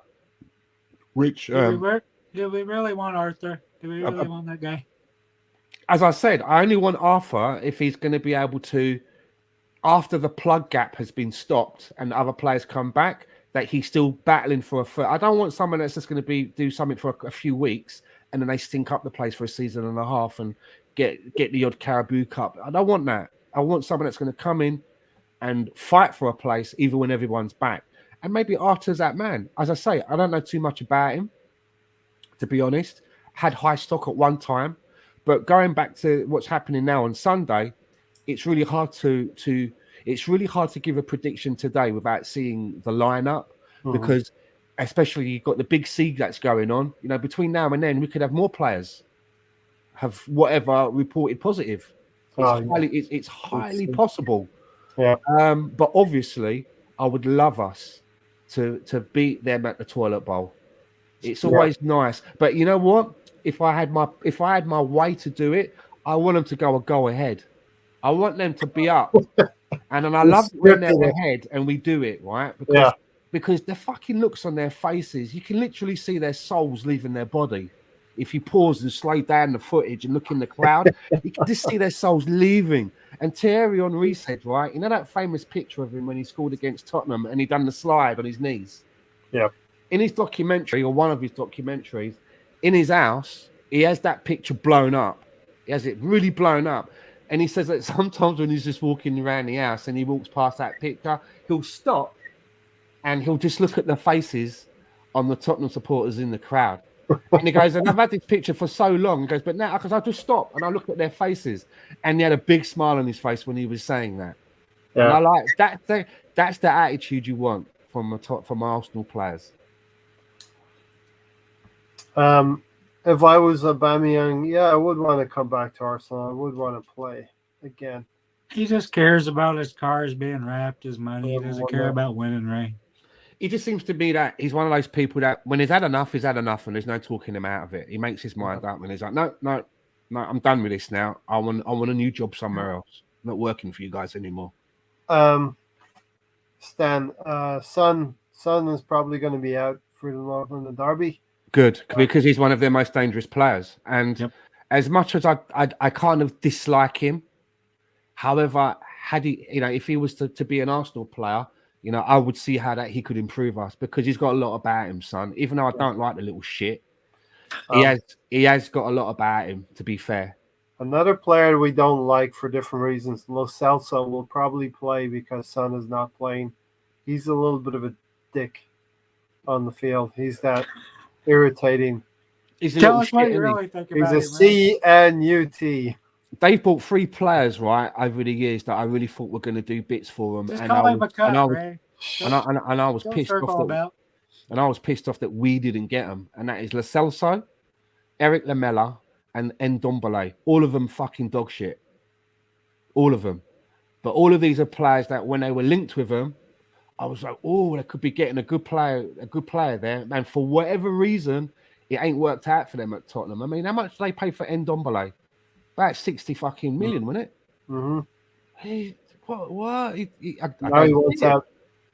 I don't see it. However, on the other side of it, Davinson Sanchez, who for me is fucking absolute toilet for a right back, he started to look better under Conte. So you never know how these things go sometimes. Sometimes a player gets a new lease of life, and what was dog shit is now a golden egg. And what was a golden egg is now dog shit. It really does depend.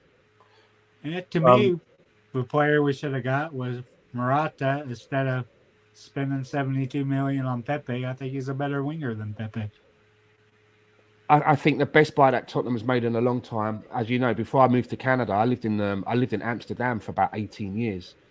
When they got Christian Eriksen back in the day for £14 million, big up Mobay, not seen him. Mobay's in the house. Big up Mobay. When they got Eriksen in for £14 million, I was flabbergasted that we weren't. That we didn't have a jump on that to get in there because £14 million for Eriksen back, when they got him, that was hell of a value of a deal, you know.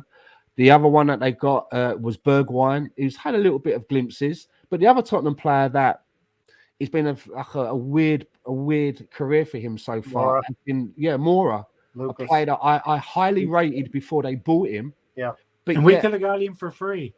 But under Poch, he didn't really get much of a look in, did he? He was like a bit part player, and then in that Champions League game where he came in for someone, got a hat-trick. Still found it difficult to get into the team, and then the geezer from Wolves came in and gave him a whole new lease of life.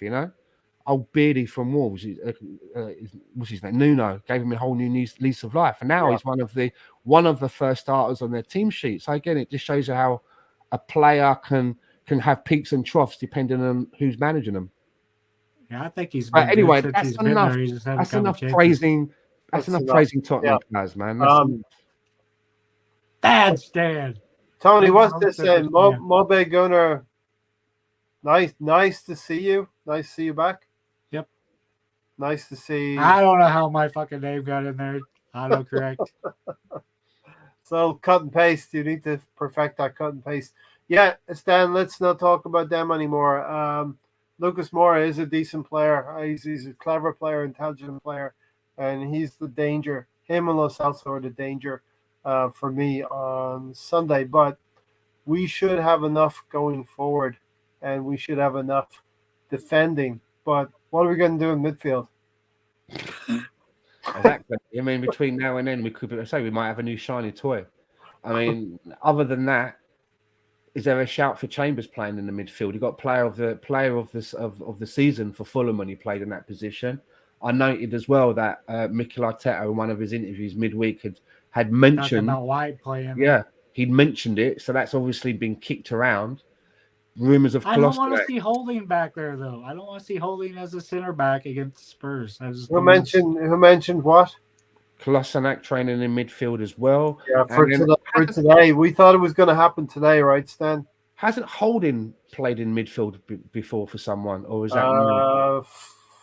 Not Fulham. No, I think No. it was Chambers for Fulham.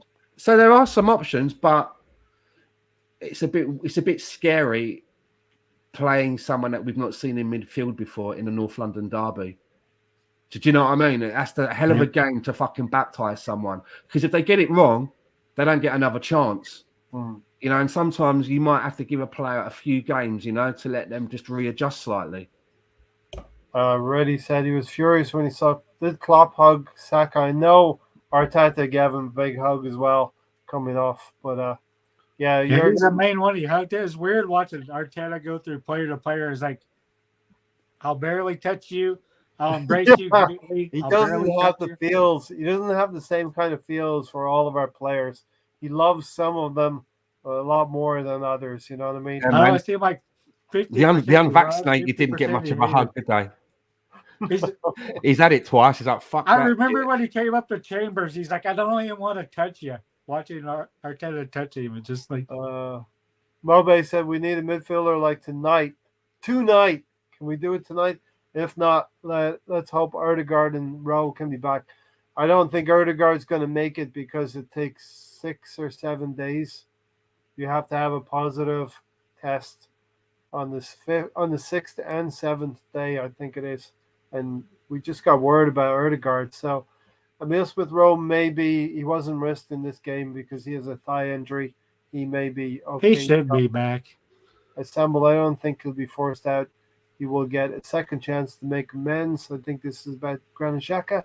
Hold it a minute. The way Arsenal handled the situation with Aubameyang. Oh, it's about Aubameyang. How are Arsenal going to get him sold for decent money? And they've humiliated him. Somebody will pay money, but you know, Stan, it's not going to be easy. A lot of money at Newcastle. Hopefully they've got more money than sense. Just saying, right? Bags a day up there, man. Hey, Don Juan. Tony, you've been behaving yourself. No, he hasn't. You tuned in earlier, mate. He was being chased by the feds in his car. Fucking hell. It was like the fucking Dukes of Hazzard. You don't want to know how fast I was doing after I got out of fucking Walgreens. Wiltshire needed for one game. I love that commercial though. I think he was with the bookmakers, but not Tottenham. He's right. He can play for anyone, but not Tottenham. Wiltshire, Arteta, Edu, and Wiltshire are all needed in midfield on Sunday. All right, so let's build our team, Stan. Who we having in goal? Ramsdale, obviously. The back four picks itself and the goalkeeper. The back five is automatic. Tomiyasu, White, Gabriel, Tierney. That's it. Picks itself for the next 5 years or so, doesn't it? Yeah, it's brilliant actually. The way we can roll those off our tongue now. Those players, you know. It's a bit like the old days, isn't it? Winterburn. Yeah. You know, if we have half the success, ourselves for half that success from those guys, you know. And we're only going to be stronger if we bring back in William Saliba. If Big Bill Saliba's coming back to us, that just makes us stronger. Yeah. It's a little bit like when we had that back four, and then in the centre backs you could either have Tony Adams or Keown, Tony Adams and Bold. You had that one extra floating. Do you know what I mean? To step in. Yeah. And that's what I'm looking forward to. If Saliba is going to be as good as what he's been doing over there in France, laughing. Yeah. Let's leave. About him. He's been in France for 3 seasons. Leave. Went to Germany or somewhere else. Tony, let's leave midfield alone for right now. Who's our 4 forwards going to be? That they pretty much picked themselves as well, Tony. Yeah, Martinelli, Saka. Well, it depends, doesn't it? If Odegaard's not back, then we may have to do what we did today, i.e., playing Eddie as the tip with Lacazette behind him. We'll put Smith-Rowe in that number 10. If Emile Smith-Rowe is back, then that's an ideal swap out with Lacazette playing at the tip. Yeah, that's ideal. Yeah, but Lacazette still would be playing deep though. No matter if Smith-Rowe's there or not, he's still would be dropping back. All right, so that's we got the back 5, we got the front 4. That makes 9. If my math is correct, we're missing 2 people, and one of them won't be Granit Xhaka. Well, Sambi Lokonga's the shoe-in, right? Yep. Yeah, Sambi. That's the shoe-in. They told us. They said that. What did Edu tell us? He said that if when either Partey or Xhaka is out, Sambi Lokonga was brought to be the next man. Yeah. He is now the next man. Don Juan said we should try and get Tottenham games postponed. I think we're in good nick as long as we can find that 11th person. I mean, let's just figure we're going to get a player sent off anyway and just start with those 10. Well, I wouldn't play Patino in there. No, he's too young. And it could be quite emotional being a derby as well, right? Do you know what I mean? Yep. You don't want to wreck him. Yeah. But what the thing is, though, you know, when you play someone like Patino, like we did in that game where we played him, and people were like, "He's just not ready. He's not ready." So what is it that he's not ready for? Because we weren't playing Premier League opponents, right? It's not like we were playing Burnley, right? Newcastle, Norwich, and you're saying he's not ready. So what is he Well, ready he's been for? playing under 23s. He hasn't been playing anybody else. So he can't go out and loan to the Championship because he's not ready for that. Then what I is know, he, I'm getting at? So That's where What's he not ready for? It's There's football. Well, there's two things in the Championship. You need physicality to play in the Premier League, and you also need skill. So what's he going to do then? If he can't play in the Premier League and he's not ready, and he can't go out and loan because he's too fucking slow. What's I'm getting at? I don't get that. He's not gonna be ready. out I on loan, don't understand that. But where? Who cares? League One? He's gonna be out on loan. Not division, but not the Championship, but Division One. Yes, Because he Championship. needs minutes. He right? should be in a needs championship, minutes. like any man in a championship. Well, apparently he's not ready. He wasn't ready to play against Nottingham Forest, was he? That No. wasn't a Premiership. So people were saying that he's not ready. So what's he ready for? To be fair, he's alongside Lokonga, and Lokonga is not long enough in the English game to be able to help a kid like Patino. Sambi Lokonga captained his club team before he came Yeah. to us. So he must have a bit about him. I know it's a different league, and I know in Belgium he probably gets fucking more time on the ball that he could probably turn He around. still started his first 3 games for us this season, so he's got something there. He could probably in Belgium he gets more time on the space. He could probably turn around on the pitch in a transit van and still not get tackled, right? But he was captain, captain level player. So he should have he should have a bit about him. But it is a little bit like the blind leading the blind when you've got Patino and Lokonga together. They're looking at each other and who's doing the guiding there. So yeah, it's a tough one. I don't know if we can get Arthur. I don't know if we can get Arthur in by Sunday. Well, We can. Kolasinac it is then. Could you imagine that? Chambers. That'd be like fielding a guy wearing one of them deep sea diver outfits with the big fucking round metal head and the big shoes, and they run under the sea like in big steps. That'd be like putting someone dressed like that into our midfield. Putting Jack Cousteau in our midfield, Stan. Say again? Said Jack Cousteau. Jack Cousteau. Jack Cousteau, exactly. Yeah. So I don't know what's going to happen. I mean, for me, if we don't bring anybody in, then I would say you roll the dice and you put Chambers in there, and you start doing the training already. You should have already been getting him used to it now. Well, in an emergency, break glass, and there's like Chambers in this little box. All he's got to do really is sit in front of the back four stand, and just do his best Gandalf impression and say, "No one shall pass." Yeah. I mean, it is going to be a helter skelter, and you're gonna have Højbjerg and Skip in there. You're gonna have Reguilon and Emerson. They're probably going to play 3 at the back with 2 wing backs, Emerson, Royal, and Reguilon. Højbjerg and Skip will be the midfield, and that Højbjerg, he can put himself about a little bit. He can, yeah. Play around them, but we'll have to see who that midfield player is going to be. Will it be Arthur? Will it be Chambers? We're not Scousers, mate. They've got the magic meds. Or will it be Jack Wilshere? As a stopgap measure, if we can't find anyone. We're not going to do that. Not his natural position. Not his natural position playing that deep. But, he's someone that's got experience and could, he knows how to play other positions. Could that be an option? No. If you can't get anyone else, do you know what I mean? If we can't bring in another player, You what got would you Ben play? White. You If got you had the Chambers. choice of playing, if you had the choice of playing Chambers in the midfield, right, You got or Chambers Jack and Ben Wilshere, what White would there. you do? You You got go to with choose one. Chambers. Come on. You You don't go go with Chambers. fucking Well, Wilson. I'm just asking you. That's all. I just want to know. What did he play? He played a cam. Why the fuck is he back in the back? Come on. I'm just He's not asking playing you. a double. Yeah, He's not playing a I double would. next to Sambi. Come on. I would put Chambers in there. Yeah, not Kolasinac, not Wilshere. Okay. Don Juan said no training session for Tottenham. Why is that? Is there some kind of cases there? They didn't have a training There's session. cases everywhere, Ray. Yeah. Okay. Mobe says Wilshere is the man from North London Derby. If there is a game that you have to field him in, then it's probably this one, right? This He one. He knows the score. It would be He epic. knows what the team is. After that ad that he did, but not Tottenham. And he turns up and he's suited up against them. You know, like, Stan, do you remember what Drogba did to Traore in the League Cup final? He never recovered. Yeah, he's done it to a couple of people, hasn't he? Actually, rumors are that Armand Traore could be going to Tottenham. He's a perfect Tottenham player, Stan. Say again, sorry? Traore from Wolves could be going to Tottenham. Yeah, I thought that was a deal, hasn't it? I mean, he's a player for me that flatters to deceive. There's a lot of pace in there, but then there's nothing happening at the end. His shirt Javino, that's what it reminds me of. Javino, yeah. His shirt is about 3 sizes too small for him, and it's like He's they literally crowbar him into his shirt, and he's fast and he's powerful, but the end product, there's not a lot going on at the end.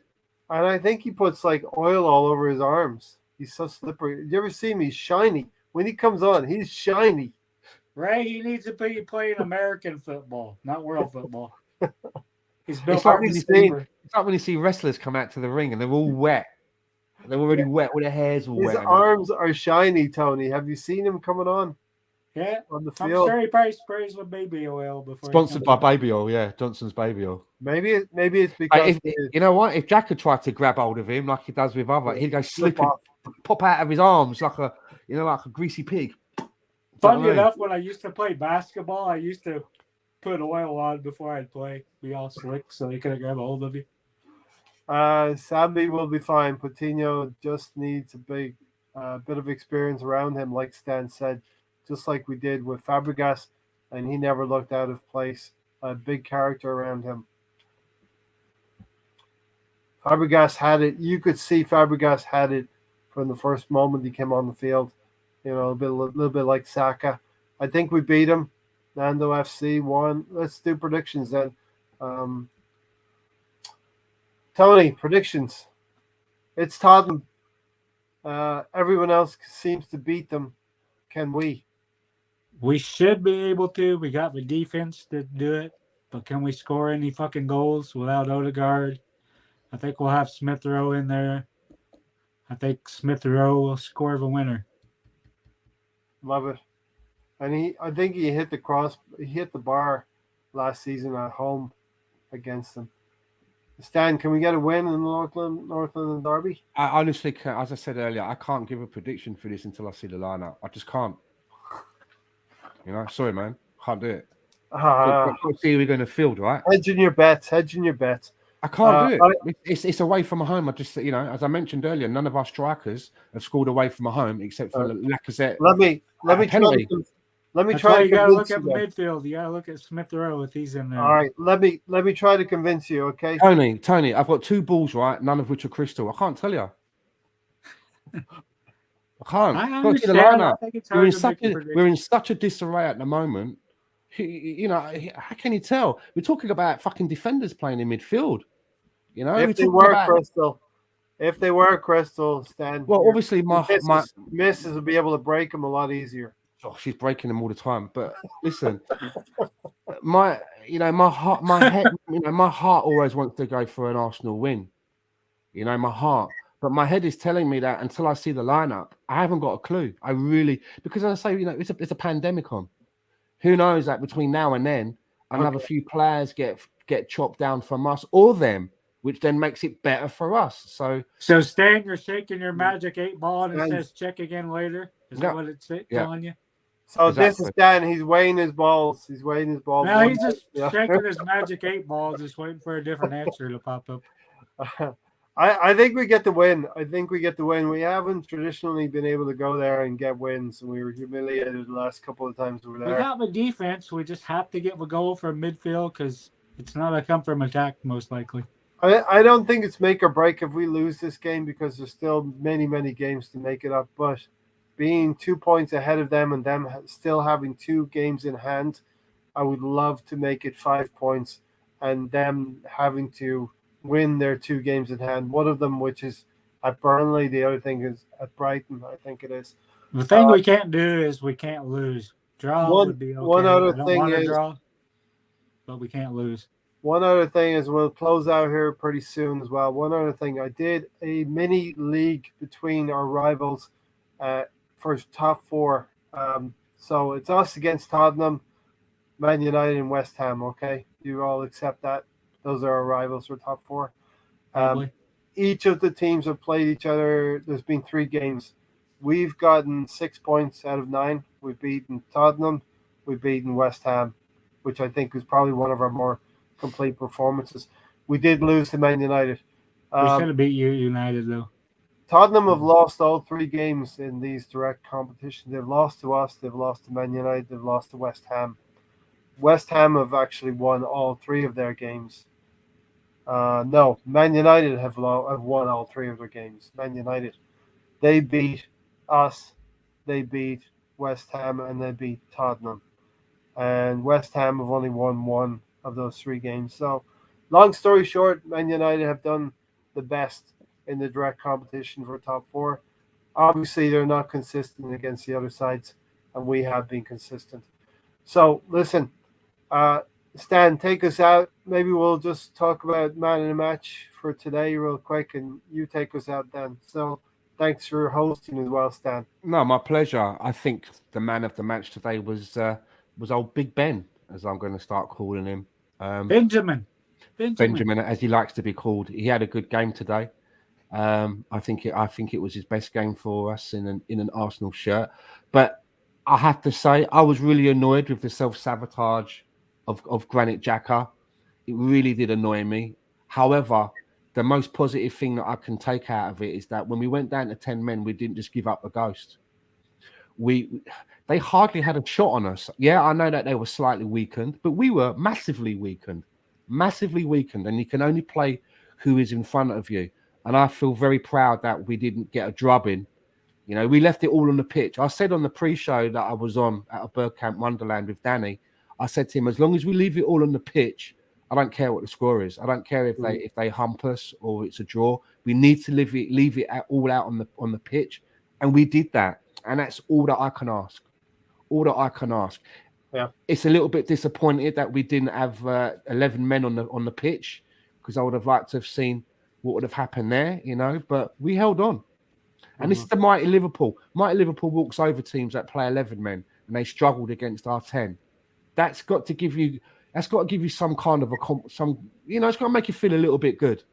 Man City as well. We've done the same there as well. So I'm seeing improvements. Improvements. And for me, just to close off, I'm not going to lose my shit about the January transfer window until it shuts. It shuts at midnight at the end of the month. Ray, that looks way too jumbled. And until I get to the end of that window and I see what we're left with, that's when I'm going to start umming and ahhing, because once we know what we're left with, we're going to have an idea how the dominoes will fall. I really hope we can bring at least 2 in. Yeah. There's the break there. This is the next section of fixtures that you, Stan, have talked about, and you and I are on the same page. We will evaluate Arteta and Arsenal up until into February. I think game 26 is the point, and I think we're clicking along pretty well at this point in time. But Stan, I know you got to go. Yeah, so the old missus is dishing up the dinner. I can hear her banging the pots in the.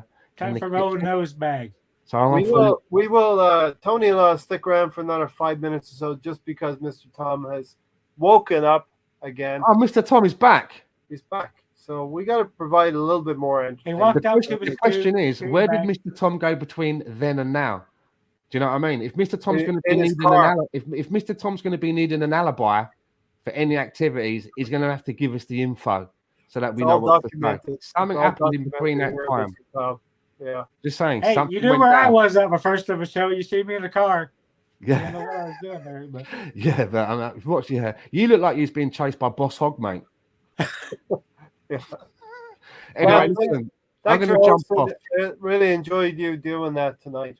Yeah, thanks for having me, Ray. Love coming here on Thursdays and talking with you guys about Arsenal. Thanks to everybody in the chat room for hanging in there. I think Ray's going to be doing a little bit of an after chat. If anybody wants to jump in the chat and have a chat afterwards, there's the link in the screen. But I'm going to bump off now. See you all later, and let's keep our fingers crossed for Sunday. enjoy your nose bag, Stan. Thanks, We'll Stan. do. The Nosh up.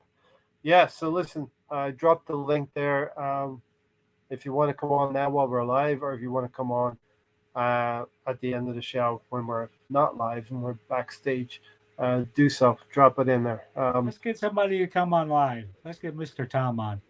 Mr. Tom to come in live. Yeah, for the last few minutes. We're going to pretty quickly talk about the Premier League fixtures, Tony, while everyone's enjoying the content. So you want to cue that up.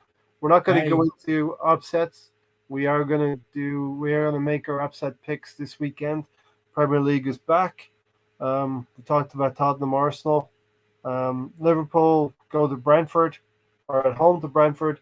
We'll see what their intentions were in terms of this Carabao Cup versus the Premier League. And I happen to think they're looking at the league table. They see City walking away with this title.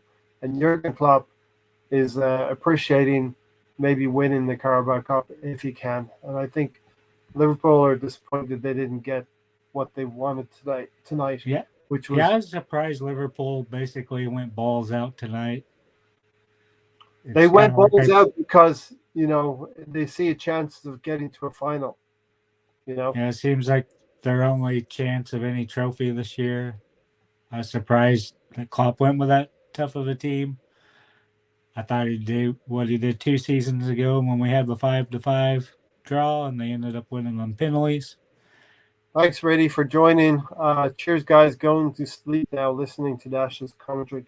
Okay, so let's talk about Liverpool. We talked about Arsenal. We think we're going to do well for the North London derby. Of course, Tony, we're going to have a pre-game show on Sunday.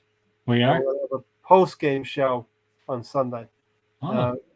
Either side of that. What do you mean? Oh, like you're surprised. This is what we do, right, Tony? I never know with you, right? You're kind of hot and cold. Hey, if I'm around and if it's a big game and if it's worthwhile, doing a pre-game show, Reddy always might be busy with your in-laws, right? Reddy always joins us, and he actually gives us the team, which is brilliant to have participation. It's raining in Australia, so just sleep then. Okay. So yeah, raining kind of puts a downer on cricket, I think. The Carabao becomes important if you're still in it after Christmas. Definitely, you got semifinals. You know what, Mr. Tom? I remember as a teenager sneaking. I actually looked through the banisters of the upstairs landing onto the frame of a picture so I could see Arsenal and Tottenham in the semi-final. I think it was 87 when we went on to win the Little Woods Cup. So we don't want to know what you're doing when you were 16. When I was a teenager or whatever. You were 16, right? Come on. I'm just telling you that's 15. I was 16 and I should have been asleep because I had school and all that shit. So telling you the League Cup is near and dear to my heart because it's the first trophy that Arsenal won for me. And that's what they do. Arsenal win trophies for me and for us. I'm going to tell you, we got enough trophies in the cabinet. Thing that matters is being back playing Tuesdays and Wednesdays in the Champions League. You're right. You're right. You know what? I started out today, Tony, thinking we gotta overcome Liverpool over 2 legs, which is difficult, right? And we have to beat Chelsea in the final. I only have to worry about 1 leg, right? I don't have to worry about 2 legs. Two Yeah. legs are expensive. Liverpool are a club going backwards. So good stuff, Stan. Thanks for joining us. All right, so Liverpool at home to Brentford. How do you think they're going to do? They drew 3-3 earlier in the season, Tony. I think I'll get an easy win here. Easy win without Salah and Mane. Yeah, they look, And Jota and Minamino.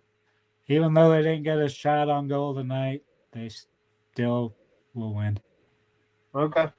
No shots on goal. You know what that means? If you don't shoot on goal, that means you can't win games, right? unless you're Chelsea. They're always on goal, right? They're always on goal. Unless you're Chelsea, you get own goals if you're playing that team. Wouldn't it be? It would be brilliant if we could get it on goal against Tottenham. I would really enjoy that on Sunday. So yeah, we're gonna do a pre-game Sunday and post-game. Thought about doing a watch-along, but lots of people do watch-alongs, and yeah, we should do watch-alongs once in a while. But it only ends up being me and Gary. So how much of me and Gary can you take, Ray? Yeah, how much of you and Gary can you take? Okay, tomorrow actually, Tony. There's a game, Brighton at home to Palace. Not at Selhurst Park, Ray. It's not at Selhurst Park. Yeah, it should be. I think Crystal Palace will get one win. Thought Patrick Vieira is doing a decent job. It's not at Crystal Palace, so that's going to be an away game. I think Saha was sent off last game against Newcastle. He's probably serving a ban.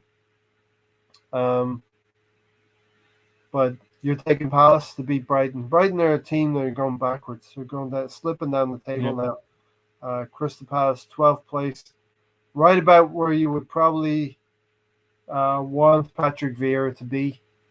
10th, mid-table is a respectable finish for him, right, this season. Yeah, with that club, I think it's a good.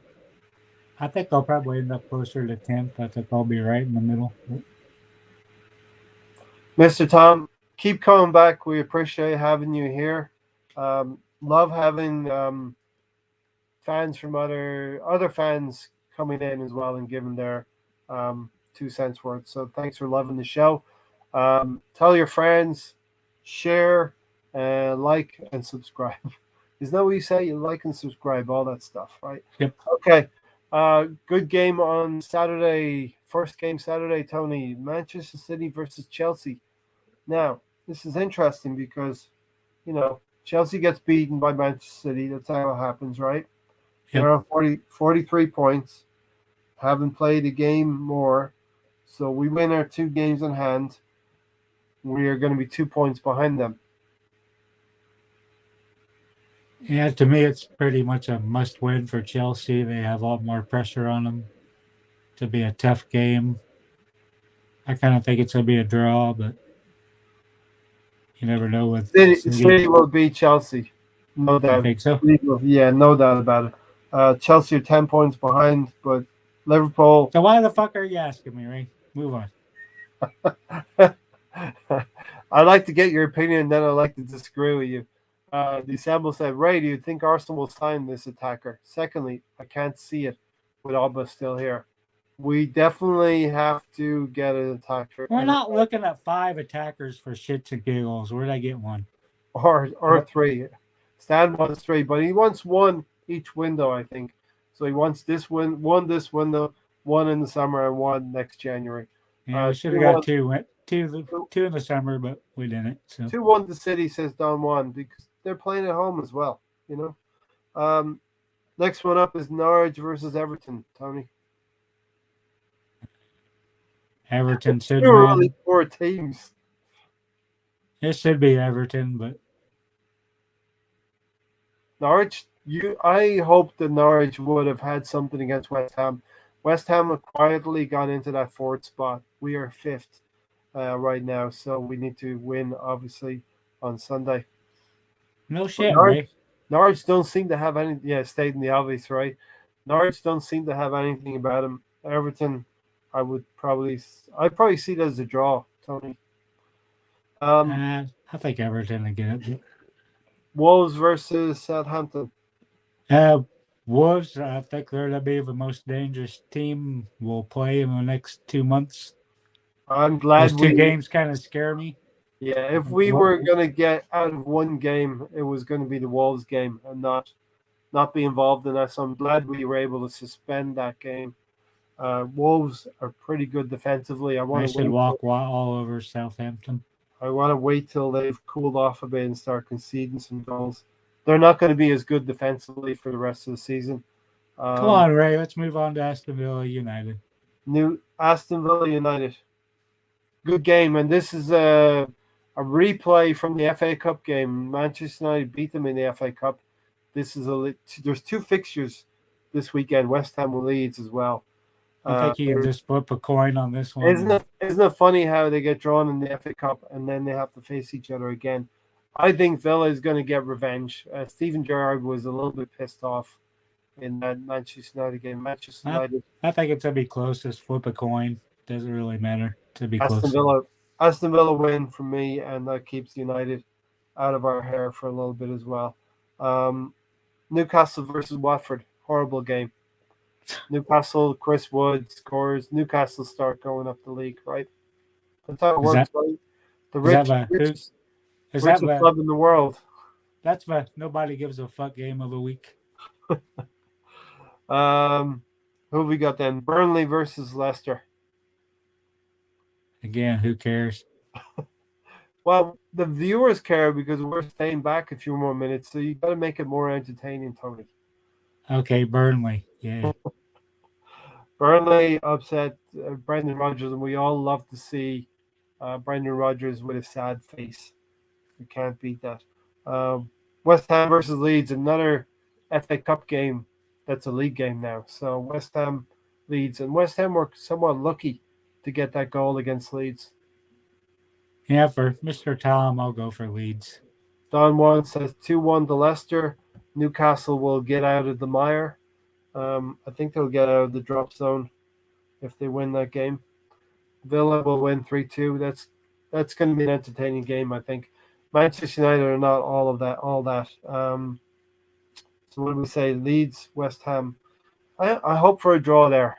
Keep West Ham out of our hair as well. I'm all about that. Yeah, that's about it, Tony. That's all of it. That's all of it.